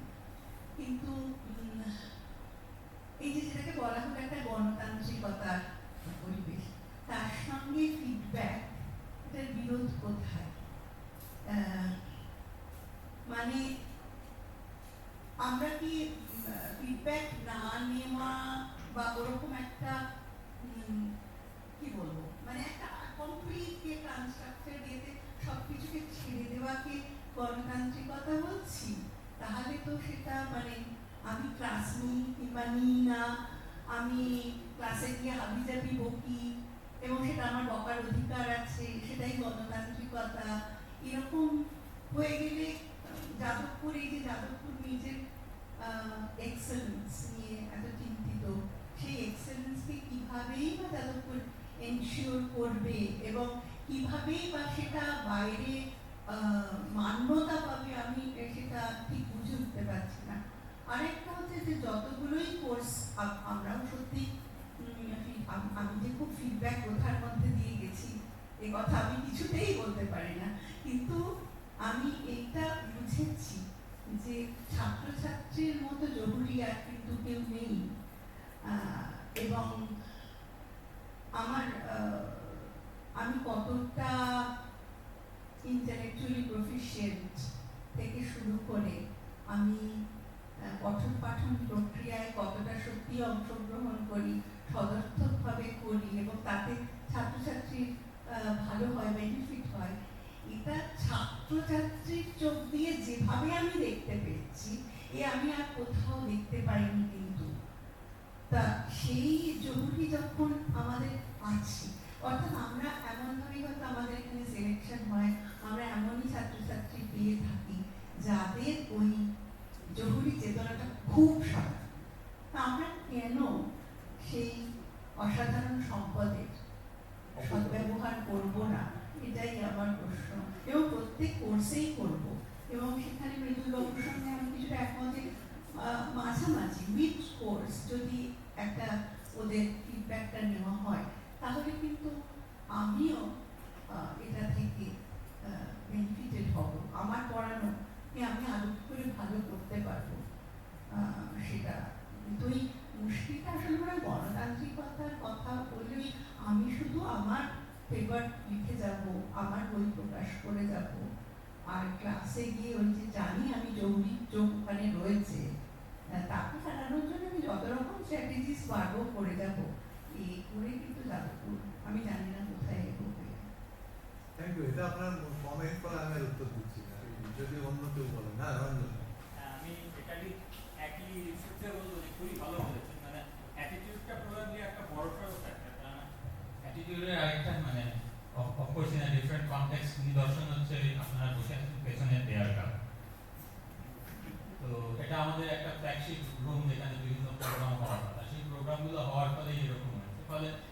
কিভাবে এই ফিডব্যাকটাকে নেব, কিভাবে ইমপ্লিমেন্ট করব বা করব না, সেটা অনেকটাই হয়তো আমাদের ইচ্ছার উপর ডিপেন্ড। প্রবাবলি সেইটাকে আমরা যদি ঠিকঠাক মেনে নিতে পারি যে এটা করতেই হবে, এটার সাথে কম্প্রোমাইজটা করা যাবে না, তাহলে বোধহয় আমরা একটা ক্লাসে একটা সাবজেক্টে 1 বছর করবো, পরের বছর করবো, 5টা সাবজেক্ট নিল, in a span of 5 years অন্তত একটা করে ফিডব্যাক পেতে পারবো। এটুকুই আমার মনে হয়। কোয়েশ্চেন না, কমেন্ট। রাজীব আমার একটা জিজ্ঞাসা ছিল যে আপনি তো আপনার ইনস্টিটিউটে ওখানে তো রিলেটিভ গ্রেড, আমার ইনস্টিটিউট এইটা, ওখানে আমি গিয়েছিলাম। এনিওয়ে ঠিক আছে, ওখানে আপনি তো আমাদের যে অ্যাসেসমেন্ট সিস্টেম সেটা তো আমাদের এখানে অ্যাবসলিউট মার্কিং হয়, ওখানে রিলেটিভ গ্রেডিংটা ইমপ্লিমেন্ট করেছিলেন। আমি ওইটা খুব আশা নিয়ে এসেছিলাম যে ওটার বেনিফিটস বা আমার ওদিকে যাওয়া উচিত কিনা ওইটা নিয়ে যদি আপনি কিছু বলেন, দু একটা কথা যদি বলেন, এবং ফিডব্যাক প্রসেসে যদি এইটা রিফ্লেক্টেড হয় রিলেটিভ গ্রেডিং, সেটা আমি একটু জানতে চাইছি, একটু যদি সেটা নিয়ে বলেন। না আমি আসলে জিনিসটাকে ওই দিকটায় নিতে চাইনি, মানে কি ওইটা তো হচ্ছে গ্রেডিং সিস্টেম। আমার যদি খেয়াল করে দেখবেন যে আমি যে পয়েন্টগুলো প্রথমেই দিয়েছিলাম তাতে আমি ওই জায়গাটায় ঢুকতে চাইনি আর কি, গ্রেডিং সিস্টেমটাকে। কিন্তু যেহেতু এখন অধ্যাপক রাজীব এটা তুললেন, সেখানে একটা প্রশ্ন বা একটা পয়েন্ট যেটা আমরা এখানে জানি না, কিছুতেই গৃহীত হয় না আর কি, মানে কেন আমি বলতে পারবো না, কিন্তু আমি ধরুন দুবার আমাদের ফ্যাকাল্টি ওয়াইজ যখন কারিকুলাম সিলেবাস রিভিশন হচ্ছিল, আমার বন্ধু আর রাজীব ভালো করেই জানেন, তার চেয়ারম্যান আমি ছিলাম, তো আমি তখন বিভিন্ন অভিজ্ঞতা থেকে এগুলো দেখেছি আর কি, যেটা গৃহীত হয় না। সেটা হচ্ছে গ্রেডিংটা আমাদের এখানে এখনো যেভাবে চলছে সেটা হচ্ছে যে আমরা 100 কি 50 কি যাই হোক না কেন একটা নম্বর দিয়ে দিচ্ছি, এবং এটা অ্যাবসলিউট ভ্যালু, মানে এবং তার উপরেই কিন্তু তাদের ওই ABCD ওই কি বলে সেমিস্টার গ্রেড পয়েন্ট ইত্যাদি সেইগুলো তৈরি হয়ে যাচ্ছে। এইবারে এইখানে একটা মানে প্রশ্ন সবসময় থাকে যে মানে এইটা তো খানিকটা হলো ব্যক্তিকেন্দ্রিক, যে মানে কে কত নম্বর দেয়, কে কিভাবে প্রশ্ন করে, কে কিভাবে করে। তো আমি এমন তো হতেই পারে যে আমি স্টুডেন্টটা সত্যি কতটা বুঝতে পেরেছে এটা দেখার জন্য আমি কোশ্চেনটাকে সম্পূর্ণ ঘুরিয়ে ঘুরিয়ে করবো, তাতে দেখা গেল যে হাইয়েস্ট নম্বর উঠলো 45, লোয়েস্ট নম্বর উঠলো 13, যে তার মানে কি সবাই খুব খারাপ ছাত্রছাত্রী? এটা একটা প্রশ্ন। আর আরেকজন শিক্ষক, আমি ওনার পয়েন্টটা তুলেই বলছি আর কি, যে আমি খুব একটা কিছু পড়াই ধরেনি, কোনো রকমে গিয়ে ছেড়ে দিয়েছি, এবার তারা আমাকে কি করতে হবে, আমাকে কোশ্চেনটা খুব সহজ করে দিতে হবে, এবং তাতে দেখা গেল হাইয়েস্ট নম্বরটা উঠেছে 96, লোয়েস্ট নম্বরটা উঠেছে 71। এবার এই দুটো ব্যাপারটা দাঁড়ালো, তো দুটো অন্যরকম। একজন শিক্ষক খুব মন দিয়ে পড়িয়েছেন, মন দিয়ে ইভ্যালুয়েট করেছেন, করে তিনি দেখতে চেয়েছেন যে ছাত্রছাত্রীরা বুঝেছেন কিনা, কিন্তু তার অ্যাবসলিউট ভ্যালুটা ভালো হয়নি। আরেকজন তিনি প্রায় পড়াননি ইত্যাদি। তো এখন যাই হোক, যেদিন প্রায় পড়াননি তাকে ছেড়ে দিন, আমরা এখনো তো ইউনিটির জায়গাটা আমরা ঢুকতে চাই না, কিন্তু যিনি অন্তত মন দিয়ে করেছেন ব্যাপারটা, আমরা তার ছাত্রছাত্রীদের কি তাহলে পিউরিটিভ অ্যাকশন দিয়ে দিলাম অ্যাবসলিউট ভ্যালুটা করে, তাই তো হলো আমাদের এখানে যেটা চলছে, তাতে তাই হচ্ছে। তা না করে যদি জিনিসটাকে এবার আমরা রিলেটিভ গ্রেডিং এ চলে যাই এবং তার পেছনে যদি একটা সায়েন্টিফিক বেসিস থাকে, যেমন ধরুন আমি আপনাদের একটা প্রশ্ন করছি, আচ্ছা আমরা কজন এটা করি যে আমাদের যে ধরা যাক আমরা একটা সেমিস্টারে আমার ধরা যাক 70 জন ছাত্রছাত্রী, পরীক্ষা হলো, পরীক্ষার নম্বর আমরা দিলাম, আচ্ছা তারপরে আমরা কোনোদিন ওটাকে প্লট করে দেখি কি ওর ডিস্ট্রিবিউশনটা কি আছে? আমার ধারণা সেটা আপনারা আর্টসেরই হোক আর যাই হোক না কেন, ডিস্ট্রিবিউশন ব্যাপারটা আপনারা সবাই বলুন যে মার্কসটা কিভাবে ডিস্ট্রিবিউটেড আছে। তো আমার যদি 70টা মার্কস থাকে তাহলে তার একটা গড় ভ্যালু থাকবে, মিন ভ্যালু যেটাকে বলে। এবার সায়েন্টিফিক অ্যাপ্রোচ বলে যে কোনো গুড এভালুয়েশনে আমার যদি 70টা ডেটা থাকে, এটা সায়েন্সের লোকেরা সবাই জানেন, আপনারা ভালো বুঝবেন, এর একটা মিন ভ্যালু থাকবে, একটা স্ট্যান্ডার্ড ডেভিয়েশন থাকবে। এবার যদি দেখা যায় যে অন্তত ক্লাসের একটা বড় সংখ্যক ছাত্রছাত্রী তারা ওই মিন ভ্যালুটা প্লাস মাইনাস 3 সিগমার মধ্যে আছে, 3 সিগমা মানে স্ট্যান্ডার্ড ডেভিয়েশন, তাহলে এই ইভ্যালুয়েশনটা খুব ভালো হচ্ছে, যে এর যে ডেভিয়েশন মিন ভ্যালু ইত্যাদির মধ্যে রয়েছে। এবার তার থেকে বেশিও কিছু থাকবে, তার থেকে কমও কিছু থাকবে, এইভাবেই মানে হয় আউটলায়ার্স কিছু থাকবে। আমরা কি করি এই অ্যানালিটিক্সটা? দেখা গেল কি যে আমরা পড়ার পর প্রায় একটা, আমি অন্তত নিজের অভিজ্ঞতা দেখেছি, এমন ক্লাসের মার্কস আছে মোটামুটি 70 জনের মধ্যে 72 জনই পেয়েছে হচ্ছে 90 এর উপরে। এটাকে একদম চোখ বুঝে আমি আপনাকে বলতে পারি ওটা একদম ইভ্যালুয়েশনই হয়। এবার সেটাকে আমরা মান্যতা দিয়ে দিচ্ছি যে অ্যাবসলিউট ভ্যালু ইত্যাদি করি। তো সেই জন্যই অধ্যাপক রাজীব যেটা বলছেন যে আমরা যদি একটা সঠিক ইভ্যালুয়েশনের দিকে যাই তাতে যদি কেউ একটু কমও পায়, কিন্তু আমি যদি এবার জিনিসটাকে রিলেটিভ করে দিই, রিলেটিভে যেটা করা হয় এই ডিস্ট্রিবিউশনটাকে প্লট করা হয়, প্লট করে দিয়ে ওখান থেকে একটা ভ্যালুকে ধরে নেওয়া হয় দিস ইজ দ্য হাইয়েস্ট, এবং তার মার্কসটা তখন ওই অ্যাবসলিউট ভ্যালুতে থাকবে না, দ্যাট উইল বিকাম একটা টপ গ্রেড, অর্থাৎ তারা পেয়ে যাবে এস গ্রেড অর্থাৎ হাইয়েস্ট গ্রেড, আর বাকিরা ওর রিলেটিভ হিসাবে গ্রেডগুলো পাবে। তাহলে পরে তো আমি যেরকম খুশি আমি আমার ইভ্যালুয়েশন করতে পারি, ছাত্ররা যদি কমও পায় তাহলে কারণ কেউ তো পানিশমেন্ট পাবে না। কিন্তু এটা আমি দেখেছি এখানে কিছুতেই করা যায়, মানে নানা রকম যুক্তিতে মানে ব্যাপারটা আসে। কারণটা আমি ওইটাই বলছি, কারণ এটাতে কি হয় মানে ওই যেটা রাজীব তুমি বলছিলে ওখানে যেটা হয়, মানে আমি আপনারা অনেকে আমি জানি কিনা জানেন না যে আমি আসলে National Institute of Technology Calicut কেরালাতে আমি 5 বছর ডাইরেক্টর ছিলাম 2015 থেকে 2020 অবধি। তো ওখানে কি করতে হয়, প্রত্যেক টিচারকে এই তথ্যগুলো দিতে হয়, অর্থাৎ ওই যে রিলেটিভ করার জন্য যা যা করতে হয়, ডিস্ট্রিবিউশনটা কি আছে, তার মিন কি আছে, স্ট্যান্ডার্ড ডেভিয়েশন কি আছে, সেটা করে তারপরে ইভ্যালুয়েশনটা যেতে হয়। আমি কেন বুঝেছি যে এটা বোধহয় এখানে একটা প্রবলেম হয়, এটা করলেই কি হবে ধরা পড়ে যাবে না যে কোথায় ব্যাপারটা ঠিকঠাক হয়েছে আর কোথায় ঠিকঠাক হয়নি। কারণ যদি এটা হয় যে তার মিন ভ্যালুটা হচ্ছে 93 আর স্ট্যান্ডার্ড ডেভিয়েশন হচ্ছে 91 to 95, এইটা যদি কোনো ডিস্ট্রিবিউশন হয় তাহলে ওটায় কোনো ইভ্যালুয়েশন হয়নি, এটা একদম পরিষ্কার। তো এগুলো বেরিয়ে আসে। যেমন আমি একটা খুব কংক্রিট এক্সাম্পল দিয়ে বলছি, আমি একবার আমার মতন করে একবার ভেবেছিলাম, সেটা হচ্ছে যে এই যে অ্যাটেন্ডেন্স নেওয়া, আমরা নানা রকম ভাবে অ্যাটেন্ডেন্স নেই, কিন্তু একটা মোস্ট কমন হচ্ছে নামদাতি আমরা এখন, অর্থাৎ ওই রোডশিট থেকে। এখন তো টেকনোলজি এসে গেছে, আচ্ছা এই যে লাইব্রেরিতে যখন বই টই আজকাল করা হয় এগুলো তো সব চিপ হয়ে গেছে, তাই না? ওই চিপটা একটা ডিভাইসে থাকালেই তো হয়ে যায়। তো আমরা কি ক্লাসে এটা করতে পারি না, তাই না? যে ছাত্রদের কাছে একটা চিপ থাকবে, টিচারের কাছে একটা ডিভাইস থাকবে, ওই ক্লাসের মধ্যেই চিপ থেকে ডিভাইসে কি হয়ে যাবে, তাহলেই তো অ্যাটেন্ডেন্স হয়ে গেল, একটা মানে মিনিটও লাগবে না এটা করতে আর কি। এবং আজকাল তো এই ডিভাইসগুলো এই চিপগুলোর একটা 10 মিটার না কত বোধহয় একটা ডিস্টেন্স হয়ে গেছে, তার মধ্যে যেমন শুরু এসব খুব ভালো জানে, অটোমেটিক এগুলো হয়ে যাবে আর কি। কোথায় আপত্তিটা জানেন? আমি নিজে দেখেছি কোথায় আপত্তিটা হচ্ছে এটা করতে গেলে টিচারকে ক্লাসে যেতে হবে,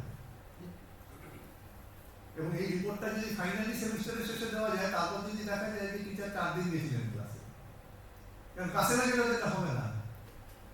তো এইখানে হচ্ছে সমস্যা, অনেকগুলো সমস্যা আছে আর কি, যে যার জন্য এগুলো মানে আছে, সবই বিরোধিতা আছে, এই জন্য বিরোধিতা আছে তো এগুলো আমরা তো ইমপ্লিমেন্ট করতেই পারি। 10 মিটার ডিসটেন্স ক্লাসের বাইরে বানানো যায় না, 10 আজকে শিবাজিকার বলার মূল জায়গাটা ছিল মানে টিচার পরীক্ষার্থীগুলো ইভ্যালুয়েট করবে, বাকি দিনগুলো স্টুডেন্টরাই টিচারকে ইভ্যালুয়েট করবে। ওকে, সেই জায়গাটা বাদ দিয়ে রাজীব যে জায়গাটা ছিল না সেই জায়গাটা মানে ওইটাও কিন্তু আমাদের শেখার জায়গা একটা, মানে আমরা স্টুডেন্টদের থেকে শিখতে চাইছি, সেটাও কিন্তু ছাত্রদের ক্লাসফুল করে তুলতে পারে, মানে আগ্রহ জাগানো ওইভাবেই সম্ভব কিনা আমরা এটা একটা মানে এক্সপেরিমেন্ট হিসাবে নিতে পারি। মানে আমি উল্টো করে বলছি, মানে আমি অভিজিৎ বলেই বলছি, কারণ অভিজিৎ আমার ছাত্র, তাই তো না? অভিজিৎ আমার ছাত্র। তো কিছু ছাত্র টিচার যদি ভলান্টিয়ার করে, আমি আগে একটা প্রপোজাল করছি, ধরুন 10 জন শিক্ষক ভলান্টিয়ার করলেন, এবার কোনো একটা আমরা অ্যাপ ঠিক করলাম যেটা ওয়েল এস্টাবলিশড অথবা অন্য ইনস্টিটিউটে ইউজ হচ্ছে, এরকম কিছু একটা করে তাদের কোর্সে অন্তত একটা করে কোর্সে আমরা এটাকে চালু করবো একটা সেমিস্টার করে, আমরা দেখলাম কি করছে, হোক না একটা, এবং এটা ভলান্টিয়ার ভিত্তিতে, অর্থাৎ ডিপার্টমেন্ট ভিত্তিক একজনকে 2জন টিচার তারা ভলান্টিয়ার করলেন, ওই সুশান্তই ভলান্টিয়ার করলো ওটা করতে চায়, বিশ্বজিৎ ভলান্টিয়ার করলো, এরকম জন্য যদি আমরা 10টা 20টা শিক্ষক আমরা পাই এবং আইকিউএসি যদি একটা ইনিশিয়েটিভ নেয়, নিয়ে আমরা যদি একটা সেমিস্টারের শেষে দেখি যে জিনিসটা কতটা কাজ করলো, তারপরে তো একটা কমপ্লিট প্রপোজাল দেওয়া যায় যে এটা ভালো মন্দ দিক দিয়ে, তখন এই সেমিস্টারের শেষে আইকিউএসি কে দিলাম মানে কি করা যাবে না না বুঝে কি করা যাবে প্রথমে সেখান থেকে শুরু করাটা ভালো হচ্ছে। এবং যদি দেখা যায় যে জিনিসটাতে সত্যি কিছু হচ্ছে তখন জিনিসটাকে নিয়ে আরেকটু ভাবা যেতে পারে এবং তখন অ্যাডমিনিস্ট্রেশনে যারা আছেন তাদেরও যে বলা যায় যে দেখুন আমরা কিন্তু সত্যি এইভাবে দেখতে পাচ্ছি। আরেকটা এটা হয় যেমন এখন স্টুডেন্টরা যে জুমসে যখন ফর্মটা ফিল আপ করছি, ফর্ম ফিল আপের সঙ্গে একটা যদি আমরা ফিল্ড রাখি ওই পেপারের ফিডব্যাকটা ওই জায়গায় গন্ডগোলটা ওটা তো আইডেন্টিফাইড হবে সবাই। হ্যাঁ, আমি সেই কারণে বারবারই বলছি জিনিসটাকে নিয়ে আসা হোক এমন একটা প্ল্যাটফর্মে যে জায়গাটা কিন্তু বিভিন্ন জায়গায় না মানে এগুলো এখন খানিকটা পরীক্ষা নিরীক্ষার পদ্ধতিতে একটা জায়গায় তারা পৌঁছেছে যে আর আজকালকার দিনে না আমি বারবার বলছি জয়দীপ জিনিসটাকে না মোবাইলে নিয়ে এসো তবেই স্টুডেন্টরা দেখবে ওটাই করবে। মানে আমাদের তো বুঝতে হবে যে এখন তারা কি করছে। মানে আমাকে আমার মেয়ে বলেছে যে ফেসবুকটা মার জন্য আমরা ফেসবুক করি না, একদম আমার মেয়ে আমাকে বলেছে। আমার মেয়ে জিজ্ঞেস করলো তোমরা কি করো, ও কিছু না প্রথম শুরু হলো ইনস্টা দিয়ে তারপরে আরো কিছু বললো যে আমরা এখন এসব করি ফেসবুক টেসবুক করি। তো এখন এই জায়গায় চলে যাচ্ছে টেকনোলজি আর কি যে মানে ইভেন ফেসবুককে ইয়াং জেনারেশন তাদের বলে মনে করে।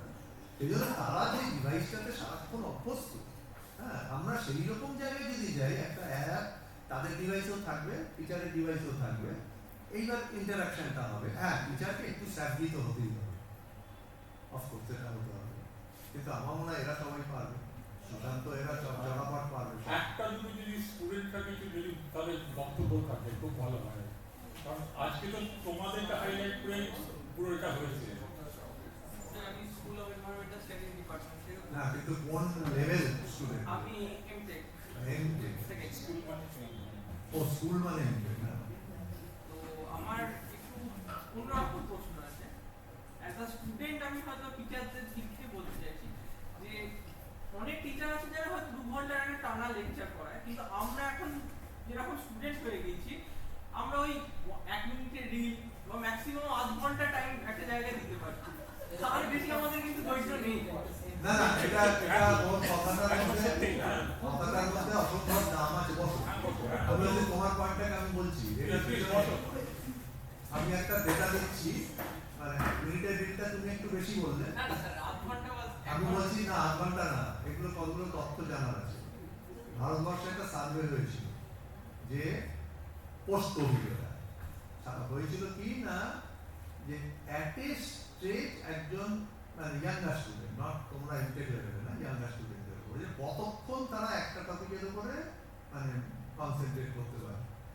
এবার সেটা তো ডেফিনেটলি ছাত্র ছাত্র ভ্যারি করে, কিন্তু ওই যে বললাম তার গড় ভ্যালু মিন ভ্যালু ইত্যাদি এটা বেরিয়েছিল 18 মিনিট।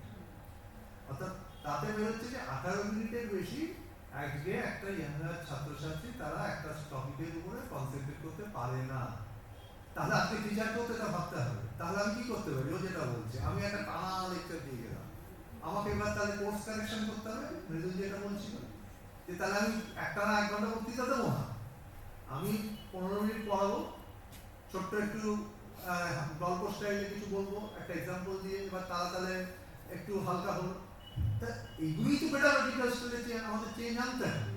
যদি না আনি, যেটা আমি বারবার বলছিলাম যে আমরা যদি সেই মডেলেই পড়ে থাকি যে আমরা যা করছিলাম তাহাই সব মানে সত্য আর কি, তাহলে হবে না।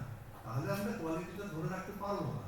হয়তো আগে পেরেছিলাম, আমি নিজেই তো আমি দেখি আমি যখন পড়াতে শুরু করেছিলাম, এবার তখন স্টুডেন্টদের কাছে কি অ্যাভেলেবেল ছিল? কোনো গুগল ছিল না, কোনো ইন্টারনেট ছিল না, কোনো ডিজিটাল লাইব্রেরি ছিল না, তো তাদের ক্লাসে আসতেই হতো। এই ক্লাসে এলেই তারা কন্টেন্টটা বুঝতে পারত। আজকে ছাত্রছাত্রীদের দরকার নেই, কন্টেন্ট ইজ অ্যাভেলেবেল, যে কোনো মুহূর্তে কন্টেন্টটা তার কাছে অ্যাভেলেবেল আছে। তাহলে সে আমার কাছে আসবে কেন? আমি যদি এই প্রশ্নটা করি নিজেকে, কেন এই ছাত্রছাত্রী আমার কাছে আসবে, এই প্রশ্নের উত্তরটা তো আমাকে দিতে হবে। তাহলে এই জায়গাতেই পেডাগজিক্যাল চেঞ্জগুলো আনতে হবে, এবং সেটা কে আনবে? আমাকেই আনতে হবে, টিচার, কেউ এনে দেবে না। আমি যদি মনে করি বিসি এনে দেবে কি অমুক একটা ইংলিশি এনে দেবে, তাহলে হবে না, আমাকেই আনতে হবে। এখানে আমি শিবাজিটাকে একটু সাপ্লিমেন্ট করছি। শিবাজিদা তো পোস্টকরি যেটা বললো, আমাদের ডিপার্টমেন্টে শান্তনুদা বোধহয় অন্তত 20 বছর আগে এসেছিলেন। শান্তনুদা তখন টাটা স্টিলে চাকরি করতেন, উনি আমাদের এখানে শিক্ষকতা করে মেকানিক্যাল ইঞ্জিনিয়ারিং ডিপার্টমেন্টে একদম এই 18-20 মিনিটের সময়সীমাটা শান্তনুদাও মেনশন করেছিলেন। ওটাই আমাদের মানে ভালোভাবে আমরা আমাদের কনসেপ্টটা ধরে রাখতে পারি, এবং আফটার দ্যাট টিচারকে আনতেই হবে একটা চেক, যেখানে আর কি আমরা ওই বুটটাকে আবার রিফ্রেশ করে আবার একটা নতুন টপিকে যেতে পারি। সেটা না করলে ওই কোর্স শেষ হবে, স্টুডেন্টরা স্টুডেন্টের মতো পথে চলবে, আমার মতো পথে চলবো, একটা জায়গায় সমঝোতে আসতেই হবে। স্যার আমার আরেকটা প্রশ্ন, খুব ভালো। আপনারা বললেন যে স্টুডেন্ট মানে টিচার ফিডব্যাকটা দেবে স্টুডেন্টরা, তাই তো?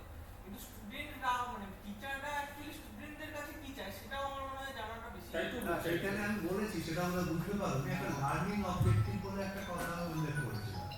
ওই লার্নিং অবজেক্টিভ একটা সময় আমি বোধহয় বলার চেষ্টা করেছিলাম যে শুরুতেই আমি কি করবো একটা টিচাররাই একটা পুরো আউটলাইন স্টুডেন্টদের দিয়ে দেবে। মানে আমি যেটা কথাটা বলেছিলাম যে আমার কি পদ্ধতিতে আমি করবো, হ্যাঁ আমি কি মেথডোলজি ব্যবহার করবো, আমি একটা দিয়ে দেবো স্টুডেন্টদের শুরুতে। আমরা এখন এগুলো করি না, কিন্তু এগুলো হচ্ছে টার্গেট। এবার সত্যি কথা বলতে কি এগুলো বেশ অনেকটাই বড় টার্গেট, কিন্তু আমি ওই জন্য কি বলছিলাম যে আমাদের কোনো একটা জায়গায় কিন্তু শুরু করতে হবে, এবং শুরু করার জন্য ইজিয়েস্ট হচ্ছে আমরা একটা টেকনোলজি থেকে শুরু করি। কারণ টেকনোলজি ইজ দ্য থিং। এখন ইয়াঙ্গার ছাত্রছাত্রী হোক, আমাদের ইয়াঙ্গার ফ্যাকাল্টিরা হোক, সবাই খুব মানে টেক স্যাভি, এটা দিয়ে পড়া যাবে, হ্যাঁ, এবং এই অ্যাপগুলো অ্যাভেলেবেল আছে। আমরা যদি একটা জায়গায় শুরু করি, আমি আবারও সেই বারবারই একটা কথা বলছি, কোথাও একটা শুরু করতে হবে, না হলে কোনোদিন হয় না। আমার একজন মনে আছে, আমার একজন শিক্ষক ছিলেন, নাম বলবো না, মানে তার পিএইচডি হলো না, কারণ হচ্ছে যে তিনি যে প্রবলেমটা সলভ করছিলেন তার যদি উত্তরটা হয় মানে টার্গেট আনসার হচ্ছে 100, তিনি যা করেছিলেন তাতে বেরিয়েছিল 99.8। তিনি বললেন না 100 চাইতো, তো 99.8 করে সেটা একটু বেড়ে হলো 99.85। উনি খুশি হলেন না, আরো চলালেন করে 99.9, খুশি হলেন না, রিটায়ার করে গেলেন, পিএইচডি হলো না। ওটা হবে না, কোনোদিন হবে না। আমাদের একটা প্র্যাকটিক্যাল হতে হবে, একটা জায়গায় শুরু করতে হবে, শুরু করে দেখতে হবে কি হলো, তারপরে ধীরে ধীরে এগোতে হবে, এবং তারপর তোমরা যেটা বলছো ওই জায়গাগুলো আসবে, ডেফিনেটলি আসবে। এটা একটা পেডাগজি একটা বড় ব্যাপার, কিন্তু আমরা যেটা অনেকেরই কাছ থেকে সবাই তো শুনছি না, যে আমরা প্র্যাকটিক্যালি এখন কিছু এক্সপেরিমেন্টেশন করছি না, যা করছি না ওটাই চালিয়ে যাচ্ছি। মানে কতটুকুনি চেঞ্জ করছি আমরা পেডাগজি নিজেদের। ভলান্টারি করলে কেউ ও ভলান্টারি চায়, কারণ কিচ্ছু করার আমি তো ভলান্টারি কিছুর সাথে লিংক না করে, প্রথমে লিংক করলে কত হবে, দরকার হলে প্রফেসরই স্টার্ট করলেন, প্রফেশনাল ব্যাপার বলছে যেটা দিচ্ছে না, তাহলে আমাদের প্রফেসর দিয়ে শুরু করা ভালো দরকার। এই পার্টিকুলার জিনিসটা অনেকগুলো একটা সাজেশন এসছে, আমার মনে হয় let the university work it out, let me all work it out. IQAC আমি সেখানে আসছি, let IQAC work it out and come up with a concrete suggestion যার উপর ভিত্তি করে we can start on an experimental basis and then try to formalize. আমার মনে হচ্ছে ভলান্টিয়ার করার ব্যাপারটার সাথে প্রমোশনের কোনো সম্পর্ক নেই। না যে কোনো লেভেলে যে কেউ নিজে ভলান্টিয়ার করতে পারবে, এটা তো অফিশিয়ালি লিংক আছে। একটু কনজারভেটিভ অ্যাপ্রোচ হবে যে ওইটা স্টোরটা রিলেট করা, কত কনজারভেটিভ ভাবছি না, আইকিউএসি প্র্যাকটিক্যাল অ্যাপ্রোচই ভাবো। আইকিউএসি কে ফ্যাসিলিটেট করে দিতে হবে, প্রসেসটা তাই বলছি প্রোভাইড আমরা এই সাজেশনগুলোর উপর ভিত্তি করে আমরা একটা কাজ শুরু করি, এবং তারপর আমরা এটাকে এগিয়ে কোথায় নিয়ে যেতে পারি দেখি। বাট একটা পরিষ্কার যে আমাদের এগোতে হবে, নতুন কিছু দেখতে হবে। আচ্ছা কিছু মনে করবেন না, পাঁচটা হয়ে গেছে। আচ্ছা একটা কথা জাস্ট একটু বলার, আমাদের একটু প্লিজ বসুন please. Formal vote of thanks professor Debashree Dutta যদি উনি দেবেন, একটা বলি অমিতাভ দাস নিয়ে এক্ষুনি কথা হলো। প্রফেসর অমিতাভ দত্ত আমাদের তো কথা ছিল, ওনার আশা আজকে ওই নবান্নে বৈঠক ছিল, যেটা আমরা ভাবছিলাম হয়তো এসে পৌঁছতে পারবেন না, সেটাই হয়েছে। উনি এখন অলরেডি বাড়ি চলে যাচ্ছে, নাকি এখানে আর আসছে না, সত্যি সত্যি পৌঁছতে না সম্ভব, এটা একটু জানিয়ে দেওয়ার কথা আমার মনে হয় জানিয়ে দিই, এবং দেবশ্রীকে রিকোয়েস্ট করবো formal vote of thanks please. আমাদের আইপিএসসি মেম্বার এখন তো খুব ভালো আছে, আজকে সেশনটা একটু ইন্টারঅ্যাক্টিভ আছে, দুজন ইম্পর্টেন্ট স্পিকার থাকলে ইন্টারঅ্যাকশন হবে। Thank you very much. IPC, on behalf of IPC, we would like to thank everyone who's been present here, but most importantly to Professor Sivaji Chakravorti sir for delivering this and for initiating a brainstorming session. Also Professor Sivaji for helping to coordinate this in a wonderful way. Thank you everyone for your interaction, presence and goodwill. Hopefully আমরা আরো কথা বলবো এবং কিছু করা সম্ভব হবে। চা নিশ্চয়ই ঠান্ডা হয়ে গেছে, কিন্তু চা আছে, চা ঠান্ডা হয়ে গেছে।